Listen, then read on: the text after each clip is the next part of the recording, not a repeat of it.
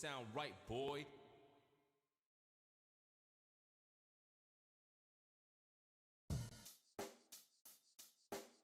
Check the mic and make sure it sound right, boy.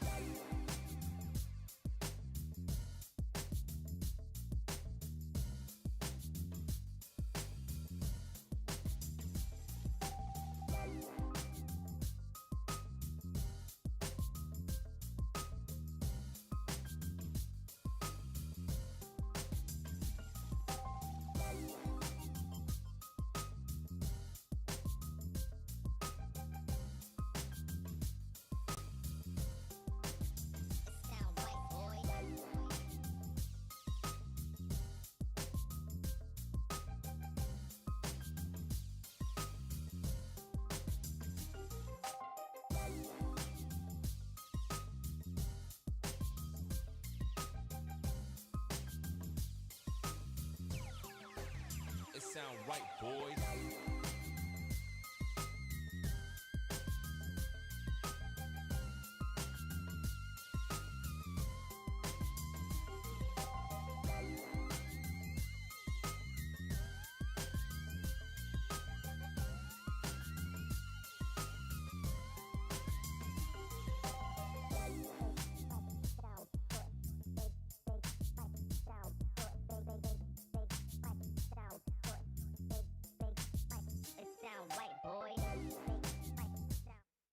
Hello, everyone. Welcome into Debate Night. I'm Hunter, joined as always by Brodie and a special guest tonight. Paul is in studio, and Silas finally has a camera. Silas has a face. I'm here. He's here. Yeah. There you go. Look at him. What's your background looking like? He's got a light behind him. You got anything cool? I gotta improve the background a little Okay. bit. You need some like You gizmos don't and like my gadgets? shoes? No, dude. I need some of my own stuff. How if dare anyone you. wants to send me some background stuff, I'll put it up there. Yes, Silas Silas. Silas is already asking for He stuff. needs a sick background. We give him a Maybe camera. That's what we need to do for the new podcast layout. Is we each have like our own personal background stuff. Yeah. There you go. Like Let's I'll do it. bring in some stuff. I got my shoes behind I've Silas got a already. sick rhino.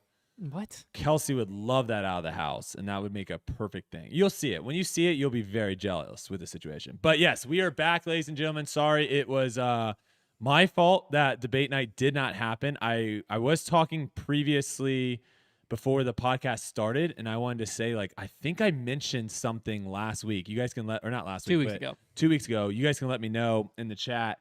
I think I was like hyping us up, saying how we like have yet to miss. We went 14 weeks in a row, and then I didn't realize I was going to be 5 hours Behind. behind. Or ahead. And Behind. so, like when debate night was going, I was doing golf stuff for these courses and stuff. So it didn't work. It would not have worked. I mean, I could have gone live, Likely dark horse story, on the Hawaii course.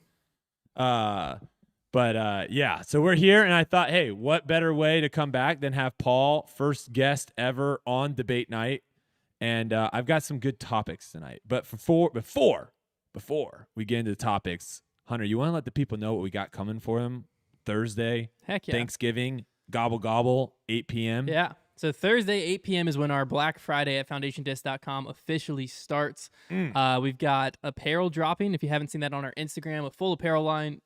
Brodie's the only one wearing it tonight. Yeah, I'm actually gonna take it off, obviously. Oh, Paul might have something on sneaky. I do. Boom. Dry fit. And now Brodie's not wearing it. So now Well, Paul's the only one wearing it. I mean, I had to go in my polo, obviously. But we have a full apparel line dropping on Thursday, and then we also have 15% off of all discs on our website, and we also have mystery boxes dropping, and a few other random goodies that'll be hitting the site as well. So that's going to run from Thursday, 8 p.m. is when all of that goes live, runs straight through Cyber Monday. So And there are some really, really cool discs that will be in the limited edition, because each mystery box will have like a limited edition kind of disc in it. And we kind of looked through them. There's some really, really awesome ones. I'm adding 3 of them, which you can see right here. The first one is going to be a black misprint, Get Freaky. This was one of the misprints for the 1,000 run. It's a Wonder Bread with the American flag. And then we also have one of the Glow OG Get Freakies being added. And then the last one is one that really doesn't exist, is like the big Dark Horse logo on a zone. And this is also a Glow. So these 3 will also be added into the mystery boxes along with a bunch of other hot fire stuff. So definitely check Pretty those much out. it's going to be some of our limited edition stuff from all year that we've ran. We have And some discs then that we some discs that yeah, they've just been in the vault for a while. yeah, and now they're going to Now you they're guys. coming out. So, all right, let's jump into it then. Obviously, for those that have been paying attention, I was in Hawaii this past week doing a bunch of stuff with golf down there, but I made sure that I got in some disc golf, and I got to play 3 or 4. I want to say 4. I think they have 5 courses on the island. I think I played all of them except for one that's only open on Thursday and Sundays. And I got to tell you, the one course up in Mackay, it's Princeville, it was incredible. It was actually a really incredible course. And I was actually pretty shocked with a small, Kauai, a small island, how disc golf isn't really that popular there yet. How not only the general manager of the actual golf course was very, very adamant about the disc golf course, but then also other places that I went to, they were talking about, hey, how do we get involved? How do we get a disc golf course on our property? So was it a disc golf course on a golf course? So they initially had 3 9-hole courses. They had a lakes, an ocean, and then a woods or timbers or something like that. And one of the courses, there was like some weird buyout situation stuff, but one of the courses just kind of got like left, and they just focused on these 2 for golf, and they basically converted that course into a disc golf course. Oh, sick. And they had an event recently a couple weeks ago to qualify for the NADGT, which just happened not that long ago in Austin. And this is on Kauai for those that are wondering. And it was just a really cool thing meeting some of the people there, because also like it's just kind of crazy. Like them flying to tournaments is like a normal thing. So like when there's a big tournament in Oahu, like they all fly from Kauai to Oahu to play in this tournament, which when's the last time you've flown to a tournament? To play in. To play play in, in? yeah. Never. Yeah. So like that's just like a normal thing of them bouncing from there's apparently another really awesome course on Maui. Didn't get a chance to play that one, but I wanted to kind of start this conversation with you guys to say, what does the future of disc golf look like in potentially a place like Hawaii? Because I know we are planning on going to the European Open over in Europe, right, for the Disc Golf Pro Tour. But how far away do you think we are from having a tour event in Hawaii potentially? I don't think we're that far. I mean, we're going to Europe, like you just said, for a pro tour event. So I don't see Hawaii being too far out of the picture. I think it depends on the courses, what kind of challenge the course can create, which in Europe, it's kind of been established, whether, that's Norway or Finland. It's been established. So Hawaii, I don't know if there's a course there that has a big established. They're all very new. Yeah, so I think that's all it's going to take, and then financially, I think the Pro Tour is kind of what backs a lot of the funding. Mm-hmm. But yeah, just having the course and the property, I don't think it's that far away. Especially if you look at like how the Pro Bowl is in football.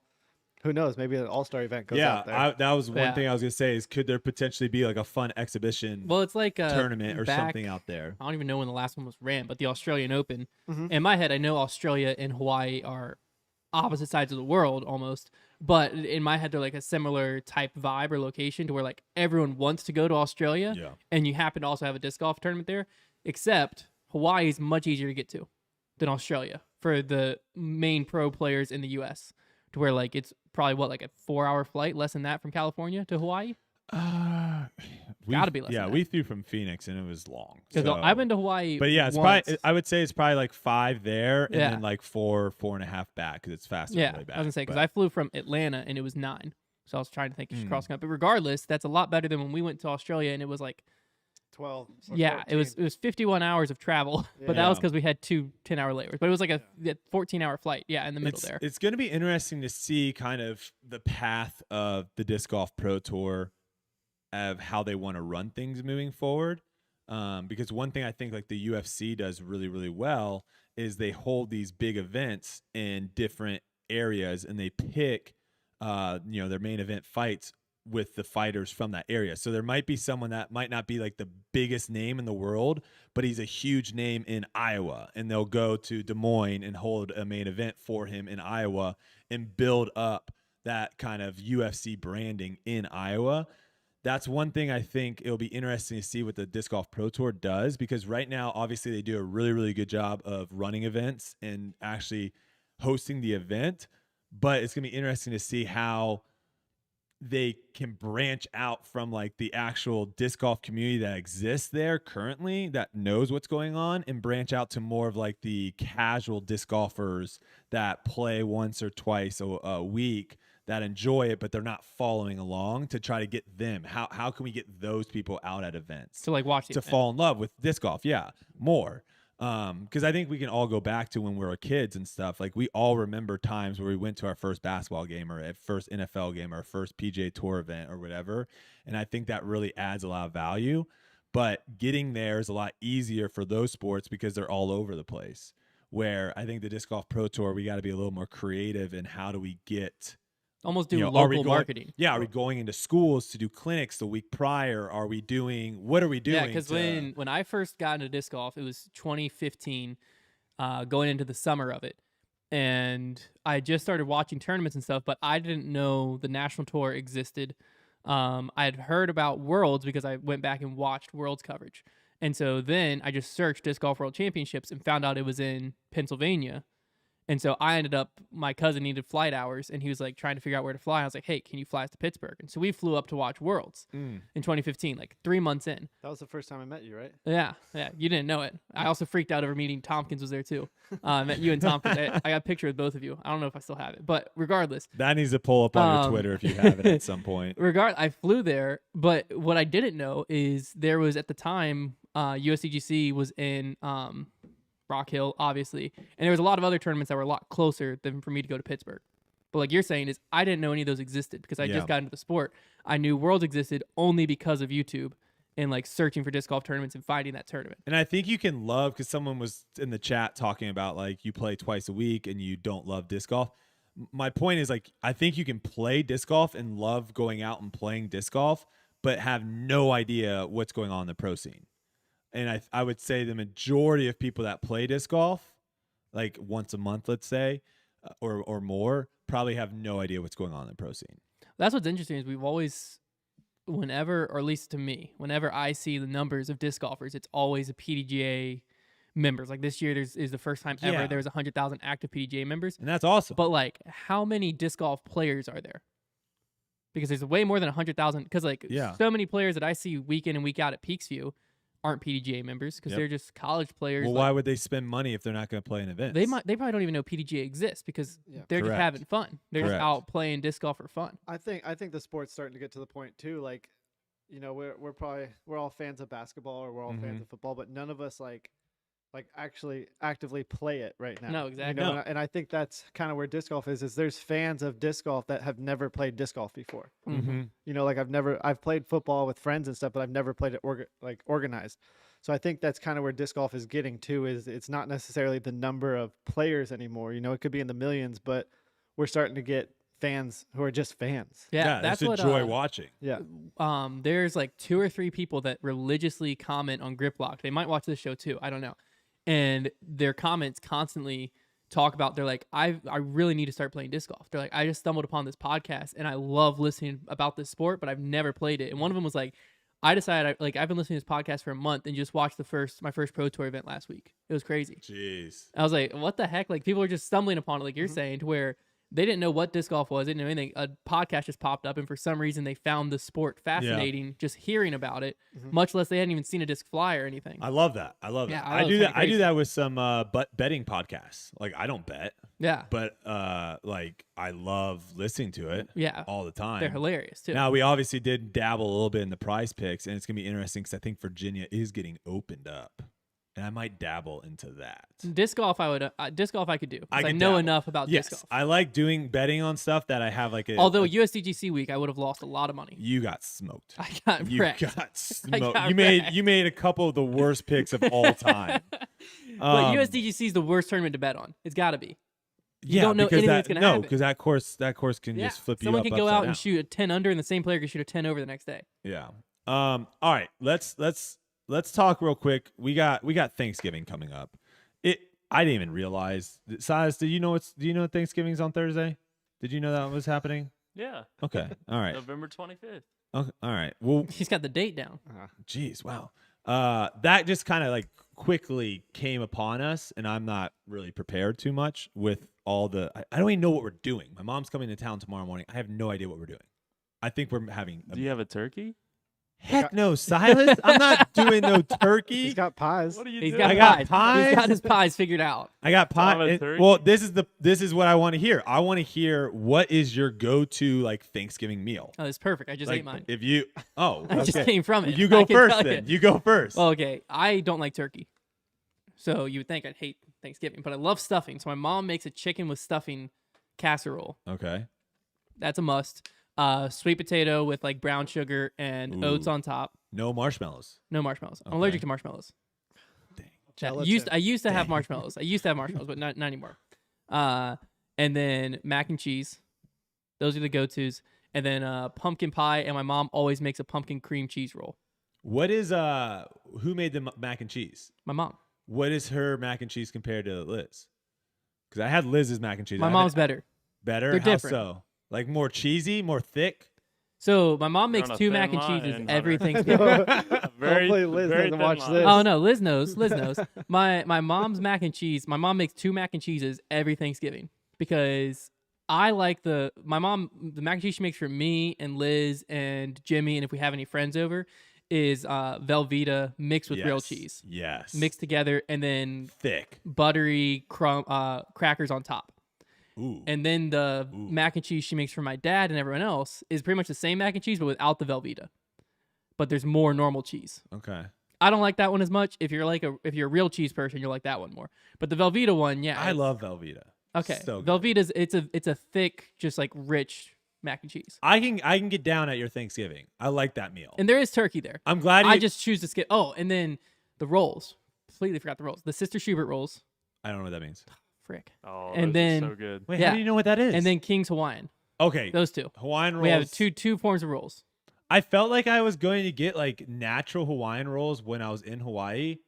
I don't think They they're just from Hawaii. sell. They're made in California. They just sell those rolls. They sell the same rolls there.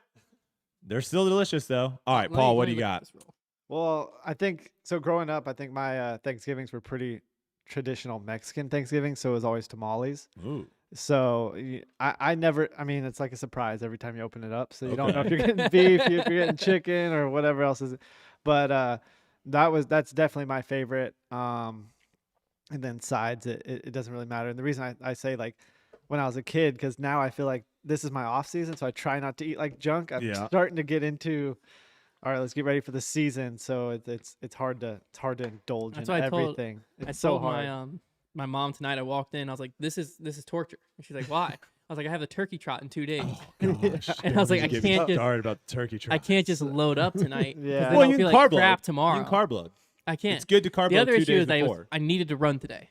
Oh. I needed to run today. I didn't. You didn't run before you ate. No, I didn't run at all. I haven't ran since last Thursday. I'm Well, gonna go into the turkey trot a week out. Me and Kelsey are going for completion. Just to let you know. Oh, for so y'all are turkey just trot. happy to finish. Yeah, I've decided that I'm just gonna run with her. So. Okay. But I Trevor will and say- I are gonna die out there. Yeah, I will see you guys after at the finish line. Wait, You what? might- you might did you have pass any us. desserts? I Did you was have gonna any say desserts? the one is pumpkin pie. Okay, Heck yeah. whipped cream or no whipped cream? Whipped cream. Whipped Yeah. cream. Is Okay. that even Yeah. a question? So, it is. This is just Sister Schubert rolls. I've never seen those. Really? Is that a Oh. local thing, Silas? I mean, I've seen those, but like, there's like 20 other brands that have rolls It's got like the that. white package, right? Yeah, Sister Schubert roll. Yeah. The camera can't see that. I'm sorry. It's here. Search Sister Schubert Sister and you'll see the Schubert. rolls. Maybe Y'all- it's a y'all local. never one. Isn't had there a those? song like that? Sister Schubert, have you heard that? Anyone can that cook one. them too. Don't know. Turkey tastes like Pop 'em dry in the oven? napkins. Turkey JP, turkey does taste like dry napkins. 100%. JP might have a point. All right, Silas, you're up. Let's hear your go-to Thanksgiving meal. I feel like mine's pretty like traditional. That's Just- fine. Just That's turkey. fine. Okay. I'm not a sweet Silas, get potato that guy. camera on. Are you. you fried? Are you fried turkey? No, just normal turkey. Okay, normal baked Normal turkey. Mashed potatoes. Okay. I don't like sweet potatoes, so no sweet potato. What about the gravy situation on the mashed potatoes? I'm not a gravy guy. I like, love that. I love that about it's you. whatever. Continue. It's whatever. I love that. You're not a and gravy then guy mac- either? Okay, Gravy's so so mac and overrated. cheese, mashed potatoes, turkey, green beans. I feel like that's a southern thing. Oh, just like straight green beans. yeah. I loved green beans growing up. Interesting. Yeah. Okay. Don't like Just- them anymore. Just normal green beans, and then rolls, obviously. King's Can't have Hawaiian enough. or Sister Schubert's. You know, you can go either one. Okay. And then pumpkin pie. You gotta go with or No. apple Okay. or apple. Ooh, I thought you were gonna go with the other P word for a second. I Pecan? was- You yeah. don't like pecan pie? If I show up to Thanksgiving, you have a pecan pie. And There that's was the a pecan pie and that's tonight. the only option. That wasn't the only option. If that's fine. If No. you want, it's like the same. We person. had a It's like- pumpkin pie, a pecan pie, a pumpkin roll, and then we had Oreos and a What's a pumpkin roll? That sounds really good. Oh, I is don't it know what like- it is. it's basically but it pumpkin sounds good. cake, Okay, yeah. and then yeah, it's yeah, rolled with gotcha. cream cheese in All right. between. No, I got Oh it. man, This is all I'm gonna That's say next about level. pecan pie people. I thought you were talking about pie, and I was like, a pumpkin no, roll no, pie. no, Okay. no. If you like pecan pie, I do. okay, and the person's making pecan pie because of you, okay, you cannot be that pizza person that orders some crazy Hawaiian thing or crazy peppers and all that, and then the cheese comes, and then you start swiping cheese pizza because you know and you go, oh, I gotta get this because it's gonna be gone soon, and I know that my pecan pie is just gonna be chilling over here. So if I see you going for the pumpkin before the pecan pie is done, I'm gonna be pissed because no one wants to touch that pecan pie. That pecan pie is being made specifically for you, How and do you're people, taking away pumpkin pie. How do people hate pecan pie? It is trash. You don't put nuts in dessert. I'm just gonna say that. There's not a single. You don't like macadamia brownies? Macadamia. Brownies Do not and- put a nut in my brownie. You don't like candy pecans? What? Candy pecans? What is that? Okay, that's like chocolate cover. You can cover chocolate in No, anything no, and take- candied. It's just like pecans and rolled in sugar and stuff like that. I mean, that sounds It's delicious. that's what's on top of pecan pie. What I'm saying is like, do not put a walnut in my cookie. That's fair. I will be That's pissed. fair. Do peanuts count? Peanuts are great. No, cookies. because there's it's certain things Like a peanut butter. like yeah, cup there's pie like or certain something. things like that. I'm Oh, talking peanut about butter's I'm talking about just more a like I'm straight- talking about more Yes, things peanut that butter's are great. really good that then people are like, oh, we need to add like a banana bread. Banana bread is delicious. You don't need to put nuts in banana Hard bread. disagree. Mm. You need say it. banana bread with walnut and chocolate chips. When is there not nuts and banana bread? Yeah, then it's not When I banana make, bread. first off, let me make you my banana bread. Okay. Secret recipe. You will be I would love to delighted. try it. Hopefully you like things underbaked. And then second thing, It's just banana pudding. I That's what he's also- making you. I also need to make you my green bean casserole. Or Kelsey needs to make you my Okay. green bean casserole. Have you ever had a green bean casserole? Yes. Yeah, Okay. it's good. It's way better than just green beans. So when you said green beans, I thought you were going to add the casserole. You said green Oh. beans. I feel like you're missing. I'll eat green bean casserole. I don't like green beans. yeah. explain that well, one. I'm 'cause an gr- well, anomaly. green bean casserole's got a bunch of delicious stuff in it. Okay, so mine's real easy. If I can get turkey, great. I always love a honey ham, more of a Christmas thing, but I love a honey ham, so I'll never turn that down. You got to go with the mashed potatoes. I also love the sweet potato on the side, a little brown sugar on that. If you want to sprinkle some marshmallows, mini ones on there, I'm not going to oppose. Get the stuffing out of my face. Get the gravy out of my face. Thank God no one said cranberry sauce. Appreciate that from all of you. Absolute trash. It was there tonight, and my mom made it, and no one touched it. Yeah. I don't know why she makes it every year. It's just a I don't touch tradition it. thing. It has to be. It gets made and then it gets thrown away. It's the same thing as eggnog, right? No one likes eggnog. Whoa, whoa, whoa, whoa. Whoa. My sister Wait. my sister loves eggnog. I'm I not like an eggnog. eggnog. You like eggnog? Yes. Okay. I feel like most people drink eggnog go to the because of store, get yourself some of the Homestead Creamery eggnog. It's in the glass bottle. Homestead Creamery at can't make Kroger. something you bad. buy me and bring me over eggnog. I'll make the green bean casserole and Okay. banana bread, and we'll call it a deal. Let's do it. And then you got to have a good mac and cheese. You guys nailed it with the rolls. You can't have enough rolls. And then pies. I'm fine. Again, give me the assortment of pies. Kelsey is getting the pumpkin pie and the greatest apple pie of all time. I'm very interested in how her pumpkin pie is because this is literally the greatest apple pie I've ever had. And I am an apple pie connoisseur. I have probably eaten Self-proclaimed. over 500 apple pies in my life. Like total. By Not yourself? not had like a slice of 500 different apple pies. I mean, of total 500 apple pies. That's how many pies I've eaten of apple. That's impressive. Yeah, it's very impressive. All right. I'll take that away from you. I mean, it is what it is. And if you want to debate me on gravy, It just does not add. I will take cheese, salt and pepper all day over gravy and butter. That's all you need on mashed potatoes. You don't need gravy. I don't think anyone here likes gravy. Do you like gravy? I don't mind it, but if If it's there, If you're it's- using it, but you're not like. I'm not going out of my way to go grab the gravy. I like it. I think we all We're are in all agreement. yeah. If someone Yeah. puts it on there, I'll eat my mashed potatoes. Cranberry Yeah. sauce, most overrated thing at Thanksgiving, Yeah. Gotta be. besides pecan pie. I think stuffing, in my opinion. Oh. Stuffing also can. I'm not a big stuffing guy. You either. can just throw Hey, that well, straight. screw in the all trash. of You you. can just throw it straight in the trash. Is Um, yours even considered stuffing because No. it's all special? Oh no, mine's the normal stuffing. It's just Okay. with chicken. Is it homemade stuffing or is it the packages? Oh, somewhat homemade. I Okay. think. 50-50. I don't know how my mom does it. My mom just kind of whips stuff up and I eat it. No. It could all be boxed food, probably. For the longest time, how do you feel about cheese on apple pies? Okay, JP has some of the most dark horse suggestions of all time. Cheese on apple pie. All right, I do want to talk about this. I posted a tweet earlier this week. Basically, my first time playing golf, and I think me and Kelsey went out and played once last year, and then previous to that, it was like a year break. So really, it's been like 2 years since I was. With Bob, yeah, with like Dark Horse clubs, yeah. So and I've hit a couple balls here and there on Top Golf, but this was like the first time I played like a legitimate course with my clubs and keeping score and all that stuff. I literally said golf is the hardest sport out there, and I was shocked with how many people disagreed with that. So I'm just curious: does anyone disagree? Well, okay, I'll put it this way: calling a sport like golf the hardest sport out there is tough, just because if you look at something like, I'm trying to think of like a football or something, where there's so much more that goes into, like, I guess hard in what way? So Because like the when ways you're comparing apple to oranges if you go like football so the or ways basketball. the ways I've heard it compared, which I think are good, is the gap between the professional level of golfers and like the average golfer or like the amateur golfer is drastically higher than pretty much any other sport. So like if you take the pro and you take an amateur golfer and you have them next to each other. Yeah, I feel like that's so different too, though, because if you're Because considering there's like certain casual, there's like, certain elements of so you have Steph Curry. basketball. Yep. And you have me shooting. Hear me out. There are some guys that are like amateur level basketball players that are incredibly good shooters, but they're too small to play basketball. For example, That's what I'm saying. You do you put know, that person do you know against LeBron James. Do you know like the professor, for example? Yes. The professor. Filthy. Absolutely incredible. But his size is what limits him. But you can't call him an average player. Well, no, He's a professional but my basketball point. No, he's not.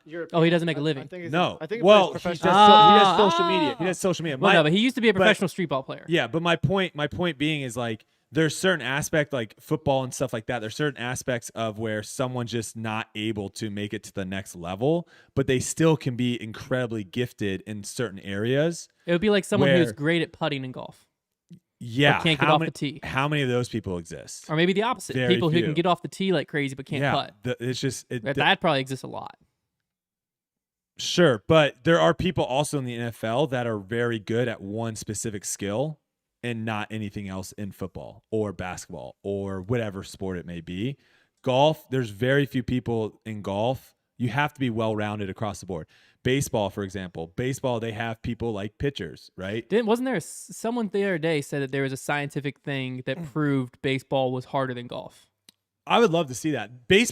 I would say baseball is up there because obviously you can just say like how hard it is hitting a baseball. Like, you know, being a good baseball hitter is like 30%, right? You fail 70% of the time. It's right? like if you can hit 30% of the time, you're a Hall of Famer. Yeah. But also So- when you hit it, you're like trying to aim your hit. Yeah, it's not just hitting it. Yeah. It's Not you're just making contact. So if you're literally, when you're talking about baseball, if you're literally looking at just the sport of hitting a baseball, sure, that is very difficult. And I think you would have a debate on, is that more difficult than hitting a golf ball? I think you have a debate there. But baseball, there's a lot more elements to it. Stealing bases. There's being able to play in the outfield. There's a lot more elements on the other side as well. I mean, people also that aren't really good at hitting, they can learn how to bunt really well, right? There's different elements of baseball that you can get around just the actual hitting, where golf, you cannot hide. You cannot hide in golf. I think the thing that's my thing. Well, I think with golf, anyone can do it. It doesn't matter your height, your size, your build. It doesn't matter. To where he's not going out and playing football, so he's already gone. You know, you're that's saying the big thing to where he's not going to be an amateur football player, but he can go be an amateur golfer if he wanted. So I feel like it's going to, you know, I don't know. You're going like the in an individual sport. You're going the size thing of in an individual sport, because basketball does limit. Like there's very few people that make it into the NBA that are under 6 foot. Yeah, you have to be like Nate Robinson. That already limits a lot of people. Yeah. So athletic wise, like his height, he's already limited. Like he's not going to be on O line or defensive line or linebacker. But I don't know if that's. But I don't know if that's the argument. I don't know if the argument is hardest to make to the pros. I don't think that's the argument. So what's the argument? I think the argument is simply like you give someone a task and you say, hey, try to complete this task. And like this kind of what's the task? This kind of goes, well, hold on. This kind of goes back to our thing about like what's easier, hitting a golf ball straight or throwing a disc straight with a bunch of random people. That's another way of looking at it is like, okay, you have a bunch of rando people. Let's say you have 100 random people and you give them different tasks. Okay, play this hole in golf. But see, that's the hardest thing. Is shooting a basketball isn't the sport of basketball. Correct. It would be, hey, you need to birdie this hole, and now you need to score against LeBron James. Yeah. Well, and I think the same with throwing a disc straight versus hitting a golf ball straight. It's like if you're trying to throw a disc straight 350, that's different than trying to hit a golf ball straight 50 yards. Can I give you another potential thing? There are a lot of people that play, because this kind of goes to your athleticism thing. If we're looking at just like the top end players, there are a lot of people that are currently playing in the NFL that could play in the NBA. There are a lot of people that are in the NBA that could play in the NFL. There are a lot of people that are playing soccer that could play in the NFL, or people that could potentially play MLB. I mean, Jordan wasn't the greatest of all time in baseball, but he did still make in that, you know, you can say whatever. Like that's Tebow, like Tim Tebow. You can say that, whatever. There are very, very few people that go from another sport into golf and find any sort of success. Flip that on its head. Yeah. Who's going from golf to another sport? Nobody. What sport's John Daly playing? Is he bowling? Yeah. He could bowl. Well, that could be a filthy bowler. Well, this is my point. Steph Curry's this is talking filthy golfer. Who's the guy who's playing? Tony Romo's pretty good. Tony Romo's a great golfer. Who's the guy who's playing college golf right now? Who's in the NBA? Basketball player. J.R. Smith. Yep. J.R. Smith's tearing up golf right now. He's in college. I don't know about tearing up golf, but he's playing college golf. Yeah, but my point is, you have guys that. I just thought a 3 off the cuff. But hold on, my my point again is you have something where if they're just athletic, they can bounce around a bunch of other sports. Golf, they don't really care how athletic you are. You can be the most athletic person in the world and still struggle at it. But you can also be the least athletic person in the world and do good at it. Yeah. Well, I mean, I guess the question at the end of the day is like, do you value how hard a sport is based like fencing or I don't know, bowling or all these other kind of more skill sports, I guess you could say, right? Do you devalue those because they don't require as much athleticism as a football? Here's or what I think it is. Because also baseball, you could say the same thing. There are people in baseball that play first base that aren't athletic at all. I mean, you watch a baseball game, there are some people that struggle running around the bases. Well, there's just some sports that don't require athleticism. The running part, running part for sure. There's certain areas. So it goes back to like how many people in baseball can go and play in the NFL. Here's what I think. I think what it comes down to is whatever sport you've done the most, you appreciate how hard that sport is. So for you, that's golf because you appreciate how hard it. I've done ultimate frisbee the most. I've played ultimate frisbee the most. Yeah, okay, but we're not arguing ultimate frisbee versus golf and disc golf versus golf is. But I've played almost every I've played baseball, I've played basketball, I've played football, I've played all. But I'm saying you tried going pro in golf, right? You like went full hard in golf. I went full hard for so you got to a see, year and a half, 2 years. So you got to see how hard that is. Yes, that's what I'm saying. You have no idea how hard it is in basketball. Like you went full hard in basketball to get to the NBA. Well, again, I don't know. Or the I NFL. don't know if that's my argument. I don't think my thing was saying that making it to be a PGA Tour professional is the hardest pro. If it's the hardest sport, it should. I don't think my argument is getting pro in something is no, because you can look at football. Football, if you're a quarterback, football is almost impossible to be an NFL quarterback because there's only 2 to 3 quarterbacks on each team. So the amount of How many tour cards are there? 150, 175. Jockey, being a professional jockey, I'm sure there's probably not that many professional. Well, that's a So- size thing, but yeah. But my point is, like, you can't look at how hard it is to be a professional at something to decide if that is the hardest sport, because every sport is different with how many people can play it. You see what I'm saying? I just think Does that make any I sort just of think it's sense going or to be no? nearly impossible to compare golf as an It is. individual That's sport why I think it's fun. to any team sport. I think that's why it's a fun I think that's argument. impossible. I think that's why it's a fun You can go argument. golf to tennis. You can go golf to disc golf. You can go golf to bowling, golf to darts. Yeah. Skills. Those are like skill sports. That's Golf's a what- skill sport. Yeah. That's what it is. When we Yeah. narrow it Versus down. an athletic sport. Yeah, that's why golf you can never call golf the hardest sport, because you can't win or lose the argument against a team sport, because they're two different things. No, it's a fun argument to have, and it's always interesting to hear what other people think is the hardest. Like hockey was also another one because it adds an element of skating, which, like, I don't know enough about hockey to know. like we've That's what I'm saying. we've all gone out and tried to ice skate, and Yeah. if you're not good at, like, if you're not, But once you get into hockey, there's intricacies that I, as a casual person who's watched don't like even 2 see. hockey games, I have no idea what they're doing. but I Same think, thing in baseball. but I think we all know how hard it is to ice skate, and so to think like I'm now Yeah. ice skating, and I also have people now trying to take my head off, and I'm trying to focus on that. That's probably very difficult to do, versus like something like a field lacrosse or like lacrosse, for example, where you're running. Like we all grow up running and getting used to it. There's a lot of people that just don't ever get on skates, so they realize how hard it is. It's much harder. Let's just say it's much harder to ice skate than it is to run, right? So lacrosse and hockey, basically almost the same kind of sport in the sense of like how to move around. One you're on ice skates, one you're running. The one you're on ice skates, You can literally do field hockey and hockey. yeah, the one you're on ice skates is gonna be more difficult. Yeah. So Right. add something in. Yeah. So I think, but it's always interesting to hear how people say. I think it's, I think the sports I saw the most were hockey, baseball, and golf. Those 3 were the most I heard. Makes sense. Last thing I'm going to say about golf, this is the last thing I'll say. Mhm. If you want to get better at certain sports and you get like a coach, a lot of times like you leave and you're like, oh, I got better, and you like improve and you continue to improve. Golf is one of those sports where you sometimes get a coach and now you have this stuff in your head because it is such a, like, you're sitting there and you have to pull the trigger. There's no like reaction to it. Like there are people that get worse the more lessons they get. Well, I think that happens in a lot of sports. Yeah. I think overthinking is a big thing. Well, yeah. When I was playing basketball and I had a like guy I worked out with him as a trainer, a lot of times my shot would get worse and then have to get better. But once it got better, it got a lot better than it was when I first came in. But it got worse for you to get better, right? Yeah. Yeah, that's But there what was I'm some- saying is like golf, there's sometimes you just get worse and you continue to get worse, and then you do something that works one time. But that's just a mental head case. Yeah, I'm just saying golf is like That's disc golf's is, like that. Golf in a is lot of probably the ways. hardest mental game out there. If we want to talk about mental, because it's a slow sport. So how is disc golf and golf different mentally? I would just say there's bigger error potential for golf than in disc golf. But disc golf is high mental because of how stressed you are on the because golf, it's like every hole you can make a birdie, par, bogey, double, triple, right? Disc golf, there's certain holes that you cannot triple or you cannot double. Like it's literally impossible. Yeah, I mean, So I'd like to prove that well, one wrong.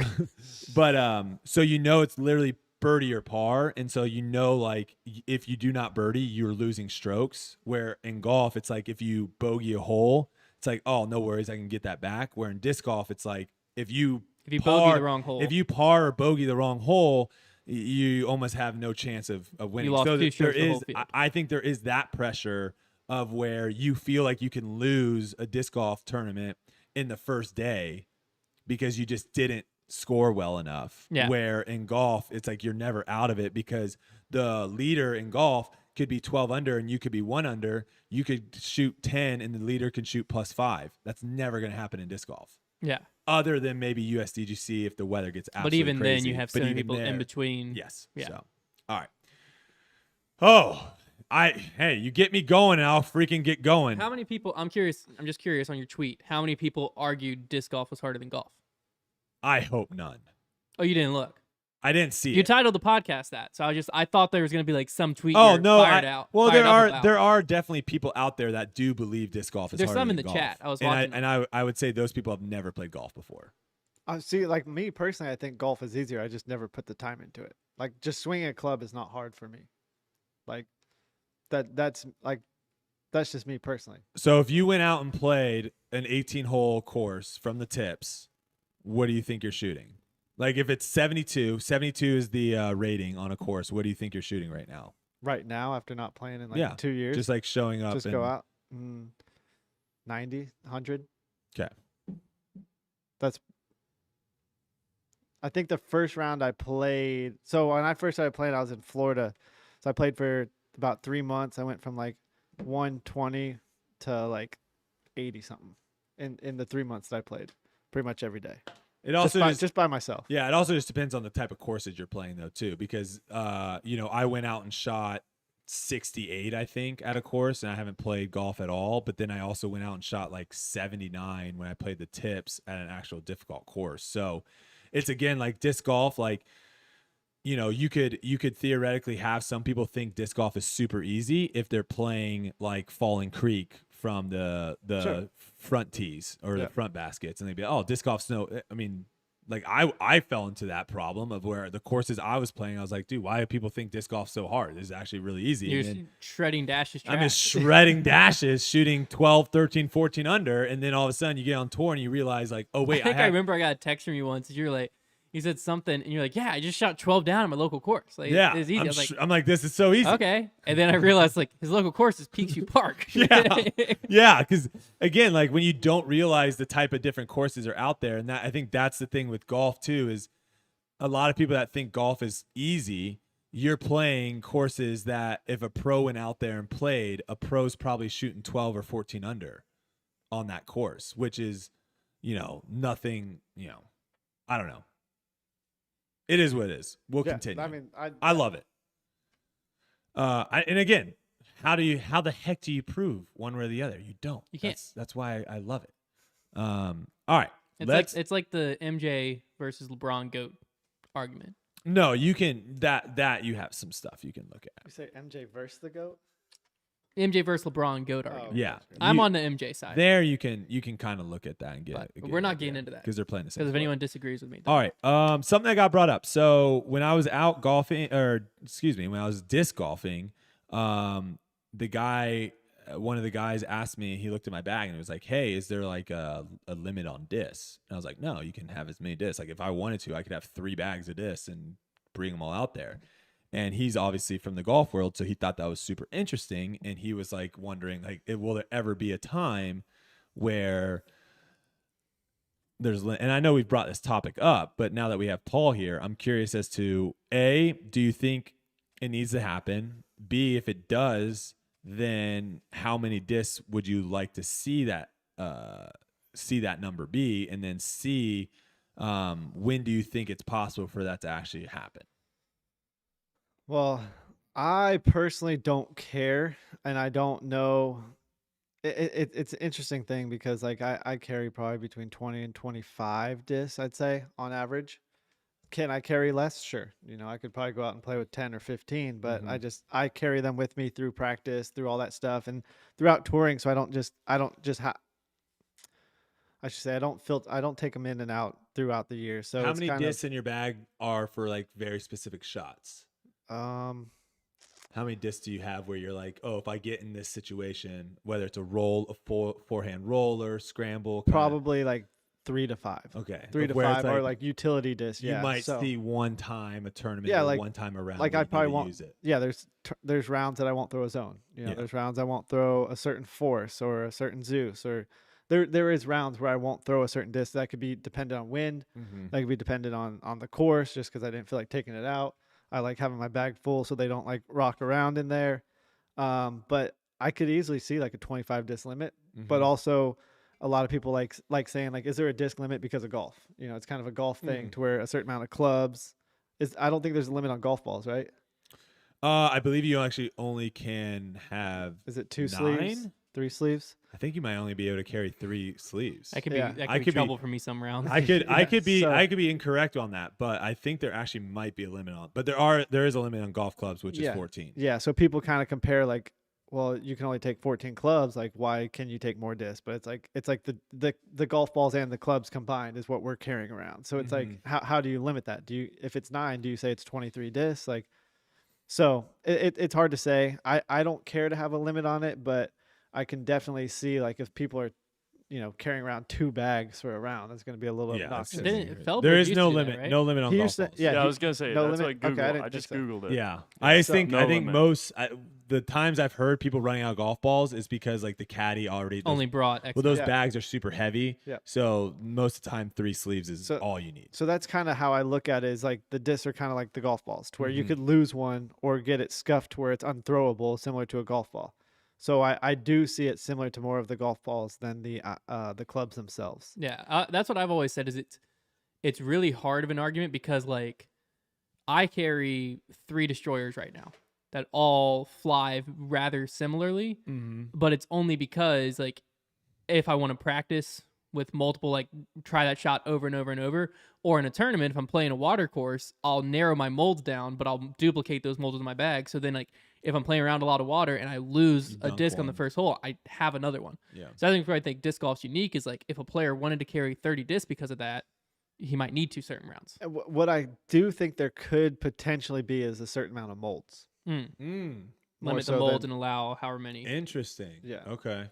I think from a fan perspective, the reason why I think the limit would be cool is because I think you would start seeing a lot of different shots from pros.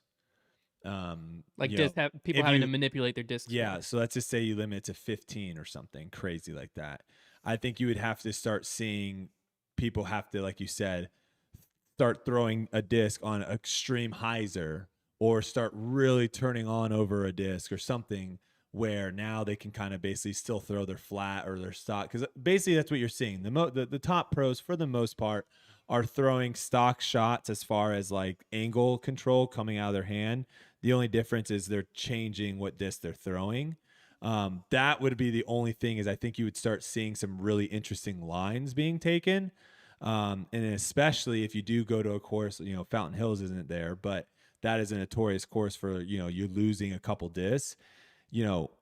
What does that look like if all of a sudden you lose 1 or 2 discs and now you're all of a sudden you're out of distance drivers and now you have to play the entire round. I think it adds a different element. Does it make it better? That I think is up for discussion. Because again, like, do you want to limit players from, you don't want to make pros look bad, right? But does it make it more interesting? That, I think that's up there. Someone did say, and I thought this is interesting because this isn't true in disc golf to my knowledge, but in golf they said that the ball limit, there's no limit, but you can't have more in your bag than you started the round with. So if you start with only, You if can't you start add. with 5, Yeah. you can't by the end of So round if you have 10. if you run out, there is no like, hey buddy, can you borrow me a ball? Yeah, there's been a couple of people that have been disqualified or been able not to finish Because for instance, they ran I out was golf caddying balls. for my friend Lance at USCGC, his first time he ever qualified, Mm-hmm. and he threw his money destroyer, one of his favorite destroyers, into the water on hole 5, and it was like the first round. And so he handed me a $20 bill out of his bag and told me to run up to the pro shop and buy him a new destroyer because he needed an overstable destroyer later in the round, and that was his only one in his bag. So I sprinted out to the pro shop and I bought him a new destroyer and put it in his bag, and that's fully legal in the PDGA. Yeah, But it sounds like in golf that wouldn't be. So That's that pretty- could be something interesting. It's that's like, pretty interesting. because I've heard of pros too, like going like, we're gonna Someone pass my used- car on the way past hole 10. I'm gonna swing by and pick up that backup vulture. or Someone whatever. in a big tournament, was it Tristan Tanner? It was someone, they birdied the first hole, or was it Thomas Gilbert? It might have been Gilbert. He like left his bag in the car and it was locked. And It was Lance No. This was this year. at Waco. No. This was later. This is another person. Oh, okay. They I was gonna say, he played- birdied hole 1 out of someone else's bag. Yeah, I think multiple people have done this Oh. then. But this was, I think it was like I want to say Thomas Gilbert, but like he played the first couple holes with someone else's bag while he waited for someone to bring his own bag from like the hotel or whatever they left it. And that's just, it's a wild thing. Yep. It's a wild thing. Yeah, I almost had to do that at Worlds. I locked my bag in my car when I was at What round? right before the third round at Fort. Third round was Fort, correct? Yes. So I yeah, think so. yeah, So for I was A. warming up at Mhm. Mulligan's, and I was going to drive over to Fort for my round because that was the warm-up area. You know, the big old driving range there, the Brodie driving range. So I was warming up, and I put my bag in the back, and the car locked itself with the key in it. Oh, So, jeez. so yeah, I got over to the course with about five minutes before teeing off. That's So so, that was. that's so I scary. had Yikes. Corns was getting me a bag ready. I was like, dude, I'm gonna need to borrow some discs. That's so So- scary. That That is is such a great That great was. story if you would have like still went on to the playoff and all of that, but you're just using like random. That's like I don't- Memorial in 20. I When don't did your even- bag get stolen? I don't even know if I've talked about it, but I have no clue. But yeah, whenever Germ won, the year Germ won the playoff, 15 or 16 Memorial. somewhere back there. That yeah. bag never showed up. No. I think that I surprised.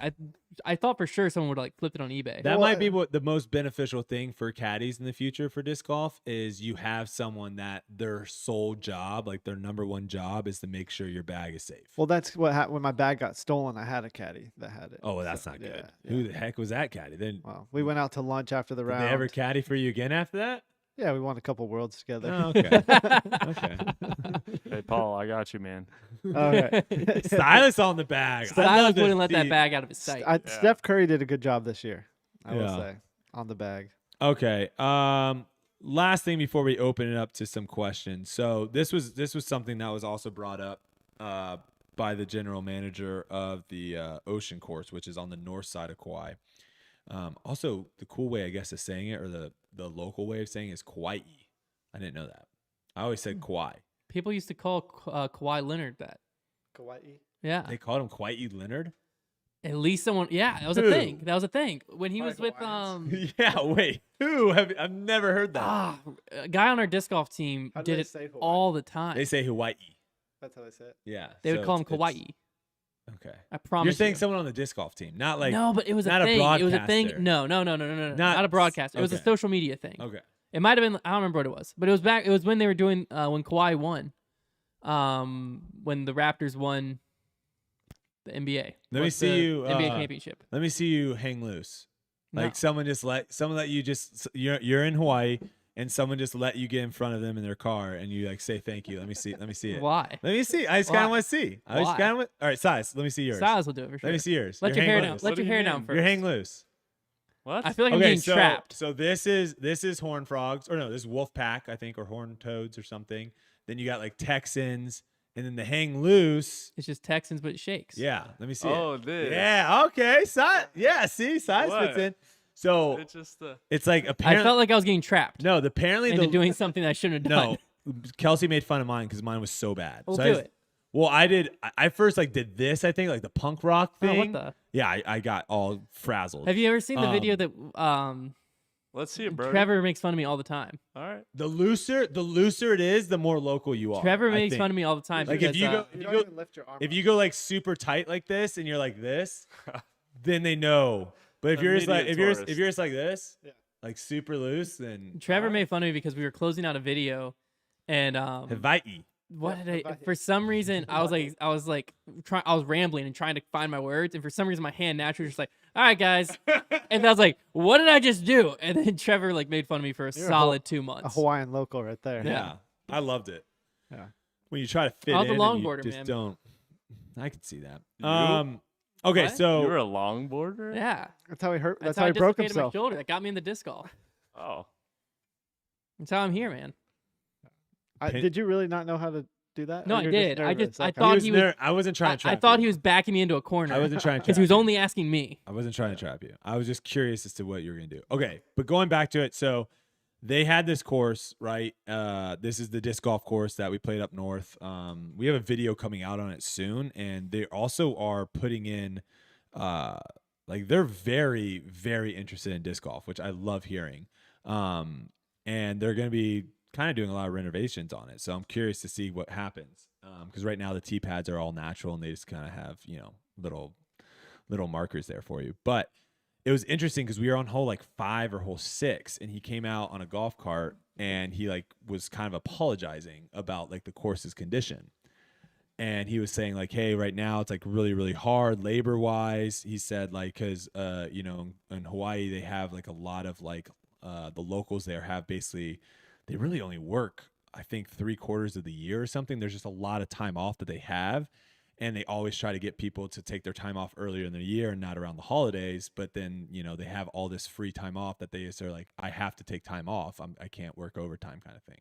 So he's like, we don't have people doing maintenance on this course. We have all the maintenance people like working on the ocean course. So he was like apologizing. And I told him, I was like, honestly, like if the Disc Golf Pro Tour had an event right now here, there wouldn't be a single pro that would say anything about the course's condition. Like, and it was interesting coming from him because he's so golf specific and how like everything has to be perfectly cut and all this stuff. And so I think that's going to be an awesome thing for disc golf, is having other people from the golf world coming in that are paying a little more attention as far as like course design and course details and stuff to like some of the minor points that when you see it on camera, you're like, holy cow, like this looks incredible. This looks beautiful, whatever. What are your thoughts on that? Do you see right now certain courses needing to up the game? And then also who should be doing that? And like one of the examples I have is like the Des Moines Challenge that we did. Like the community there put in so much work into that course, and you could really see and tell it popped. There was a lot of things that they did that made it pop.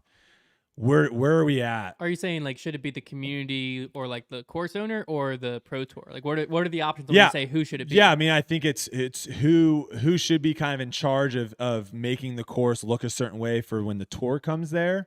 And then also like do you see is there beneficial, because again it's all money stuff. Is it beneficial for courses to put more money into making them look better, or do you not see for disc golf, you don't see that being that big of a deal? Like it's not gonna move the needle if a course puts $100,000 in and like has nice flower beds and mulching and the tee pad looks incredible and all that stuff. Yeah, I mean, I think it's one of those double-edged swords to where a lot of the courses are free. Mm-hmm. So where do you expect the maintenance and all the great stuff to come from? Like you're just expecting tax money or Parks and Rec to do it. It's kind of difficult. But if you have something like Maple Hill to where, people are paying $10 around, $20 on the weekends. Like, or these disc golf combo courses too. Sure. Yeah. To where you're paying these greens fees, those courses are going to naturally be taken care of, a little bit better. Their amenities are going to be better. The land, the obstacles that they can do, like that's going to be better, but it's transferring over to that and getting that almost country club style feel to where a lot of people don't want that. But in order to get a lot of these courses, I feel like that's going to need to happen. Because people, I mean, it's hard to have that for free. I don't know anywhere where you can go to something that's that nice that's free in anything. Yeah. Like the golf course we played today, how much was that for a round? Where'd you play? Poplar Forest. Okay. Yeah, that's a smaller one too. Was it $25? Like 20 something. Yeah. Yeah, and it's like not good. They've turned it around for a golf course. Like if you're looking at like a golf course wise, it's not good, but for what you pay and what you get, it's like the greens were actually, I was shocked with how good the greens were. The course was completely different. different. Is that 18 or 9? It's 9. Okay, yeah. But like if you compared that, I mean, obviously Bedford does incredible on the courses here, so you can't really compare it to Bedford. But if you compare like that course to like what you're saying, like a public course, like it's night and day. That golf course is night and day better. Well, that's what's hard is because they have money and they have people coming into it. So if a pro tour was to come to Bedford, is a unique one just because our Parks and Rec has bought into disc golf so much because they've seen what it helps the tourism, to where they're willing to put time and effort in. But if we had a pro tour come to Lynchburg, like Sandusky Park, let's just put or like any of the courses in Dallas. Sure. Well, I don't know Dallas area. But like those are all courses that I just know to get Sandusky course specifically here, Sandusky Park, to get them even to put the bridge in between two holes is like pulling teeth. Just because the local Parks and Rec, a lot of the holes are in the woods, and right now they don't have to maintain it. They don't have to pay to maintain. Would the community or like let's say the Disc Golf Pro Tour coming in, would they be able to put the bridge, or would they still have to go through? Because I know like cutting down trees and stuff. You have to go through for big things. Okay. But we can do small things. But the course would be in tip-top shape because of the community, not because of the Parks and Rec. So that's Correct. where like Maple Hill is a great example, but other ones I think like that will start to pop up Yep. where Like- it can become a tourist destination because it's on the Pro Tour and because of how good it looks on the Pro Tour. Yeah, I'm trying to Too. think of some like that are pay to play, like the Preserve, Jonesboro. What's that course? It's not on the Pro Tour yet. I'm assuming it will be soon. The The Eagles, whatever. Yeah, Eagle and Eagles Simon went and Crossing played or it. something. Yeah, that I've heard is incredible. I think that's just some millionaire, billionaire guy that's Yeah. never played. Another guy that's never played disc golf, But but he loves it. has a disc golf course on his property, Yeah, and he's like, I want to have Worlds. I want to have the biggest event. Like, he just wants that, yeah. and he's got the money to do it. So, I don't know, but I'm assuming that'll be a pay to play place, or the guy is the first to where he's like, I just want a huge course and not charge anyone. Yeah. So, I mean, I don't think there's any golf courses that are free that are like I don't- worth. I don't playing know a in any single sense. course that's free. Well, that's what I think. You know, so I or even think- other sporting Yeah. venues. Even Well, that's where disc golf's unique because we can exist in a park setting Mhm. on the casual level, but the pro level is going to have to continue to advance away from the park setting because there's too much uncontrollable. Like the Memorial, one of the main reasons is like it's really hard. I don't even know if they were able to get control of the park and shut down the walking paths and X, Y, and Z. That's going to be harder and harder at any local park because imagine shutting down like an entire local park to that community for a week just for a disc golf tournament to come in. Whereas a course like Maple Hill or any private course, you don't have to worry about walking paths being busy and stuff Yeah. like that. Or like New London is in a unique situation too because it's essentially just a disc golf course. There's mountain bike paths and stuff like that, but it's not a high traffic park. well, the thing with New London too is it can disappear tomorrow Yeah, if someone came and bought that land to to develop. create a business. Yeah, it Mhm. could literally go away tomorrow. But they've been like, hey, we've had this for 30 plus years. No one's got it. And we still have a bunch of lots prior to it. So it could just disappear. But I don't think that's going to happen anytime soon. And I think too, like when you're looking on the park side of things, disc golf is obviously you need a lot of space for it, and it's spread out to where you can have a kickball league, a baseball league, a softball league, a volleyball league, a tennis league, a basketball. You can have all those things at public parks. Most of them don't, but you could still, I would say baseball is probably the one that you see the most at like public parks having like stuff, turn leagues or whatever. But it's because it's easier to do because it's enclosed, right? So you just rent out that field, it's enclosed, and boom, there you have it. Where disc golf courses in public parks, very few times do you feel like the disc golf course is separate from the park. No, it it intertwined. runs through. But that's why I think that's what I was trying to say is like to the casual players, the park golf will never disappear, disc golf, because it's something that a park can add value to their community without upping their maintenance because they are still mowing the exact same thing. They're just adding this disc golf course in to where it's something beneficial and new. But on the pro side, I don't think that park golf will exist 5-10 years from now because I just don't see how they can coexist of like building championship level courses in public parks just isn't going to continue to make sense because there's too many. You need too much space and too much upkeep of like random areas, and then you also have all the lack of control that the Pro Tour I think is going to want more and more control over the courses they're at. I agree. I mean, I think park golf is always going to be there. I think it's a great, I think that's where disc golf is recreationally. That's how people get into it. They just go out and play free, whatever. But also I think as it's pushing more towards the advanced and professional level, we will get more towards that, club type pay to play courses. And then, I think that's really where it'll grow, especially like you said, on the Pro Tour, what you mentioned earlier, like once that starts hitting in Hawaii, I could see us definitely being there. Yeah. And I think too, when you start doing it that way and you start having, sponsors and stuff, I think the sponsors are also going to be highly involved in what the course looks like, right? If you're putting your name on something, Well, like you want to Ledgestone. make sure it looks good. Like Ledgestone, Nate Heinold and their team there, that tournament is so directly tied to Ledgestone and which obviously that's an insurance company, but now it's so much more with like disc golf retail and stuff like that, that when the tournament comes to town, if the course and stuff looks bad, that just looks bad on Ledgestone. That's what it ends up doing. So, and the same thing can be said with like USDGC and Innova. And I feel like Discraft and D-Glow are so closely tied together, which I know Nate Heinold runs that now, but still like there's certain courses that are just tied to a brand that when or anything in Emporia and Dynamic Discs. That's why those courses and those tournaments, I think, are always well run and well kept up, is because the people running the tournament care so much about their brand versus when you have just like some random event happening and it's just the TD, you don't have this bigger thing tied in. Oh, sorry. Go ahead. I was gonna say, and that's kind of where you see the OTB Open, you see the MVP Open, like Mhm. they're literally named after these businesses. Yeah. So talking about that, if Foundation wanted to be the names, the title sponsor or whatever at D-Glow, right? Obviously it wouldn't be D-Glow at that point, but if we wanted to, could we do that? Or at Ledgestone? It'd be FD Glow. Could Yeah. we? No, but like, you know what I'm saying? Like, that would be what it would be. But could we do that? Like, At Ledgestone? are there possibly. are there like title sponsors and stuff? Is that up for grabs for people? Like OTB Open, for example. Like, how does OTB Open?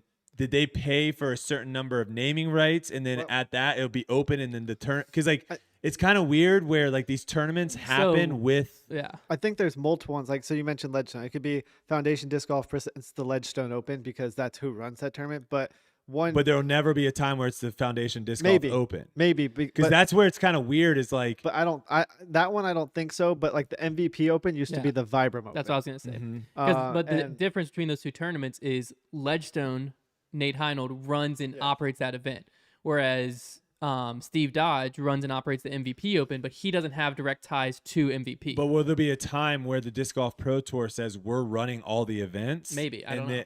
Because like you think about like naming rights for stadiums and stuff. The Staples Center. Did you guys hear about It that? just It's gonna changed, be didn't it? crypto.com now. Did Yeah. you hear that? For like You know the Staples $120 Center's million Silas? or something. The what? You don't know the Staples Center? Where the Lakers play. Where the Lakers and the Clippers And the and the Clippers. Clippers. Oh, okay. Where the Lakers play. Yeah, so it's one of the most famous arenas ever. Like the only other one that might be more famous in the States is Madison Garden. That might be the only one Yeah. that's more famous. But Staples Center, Lakers, Clippers play there. Yeah. Their contract, Staples, is like the actual store, right?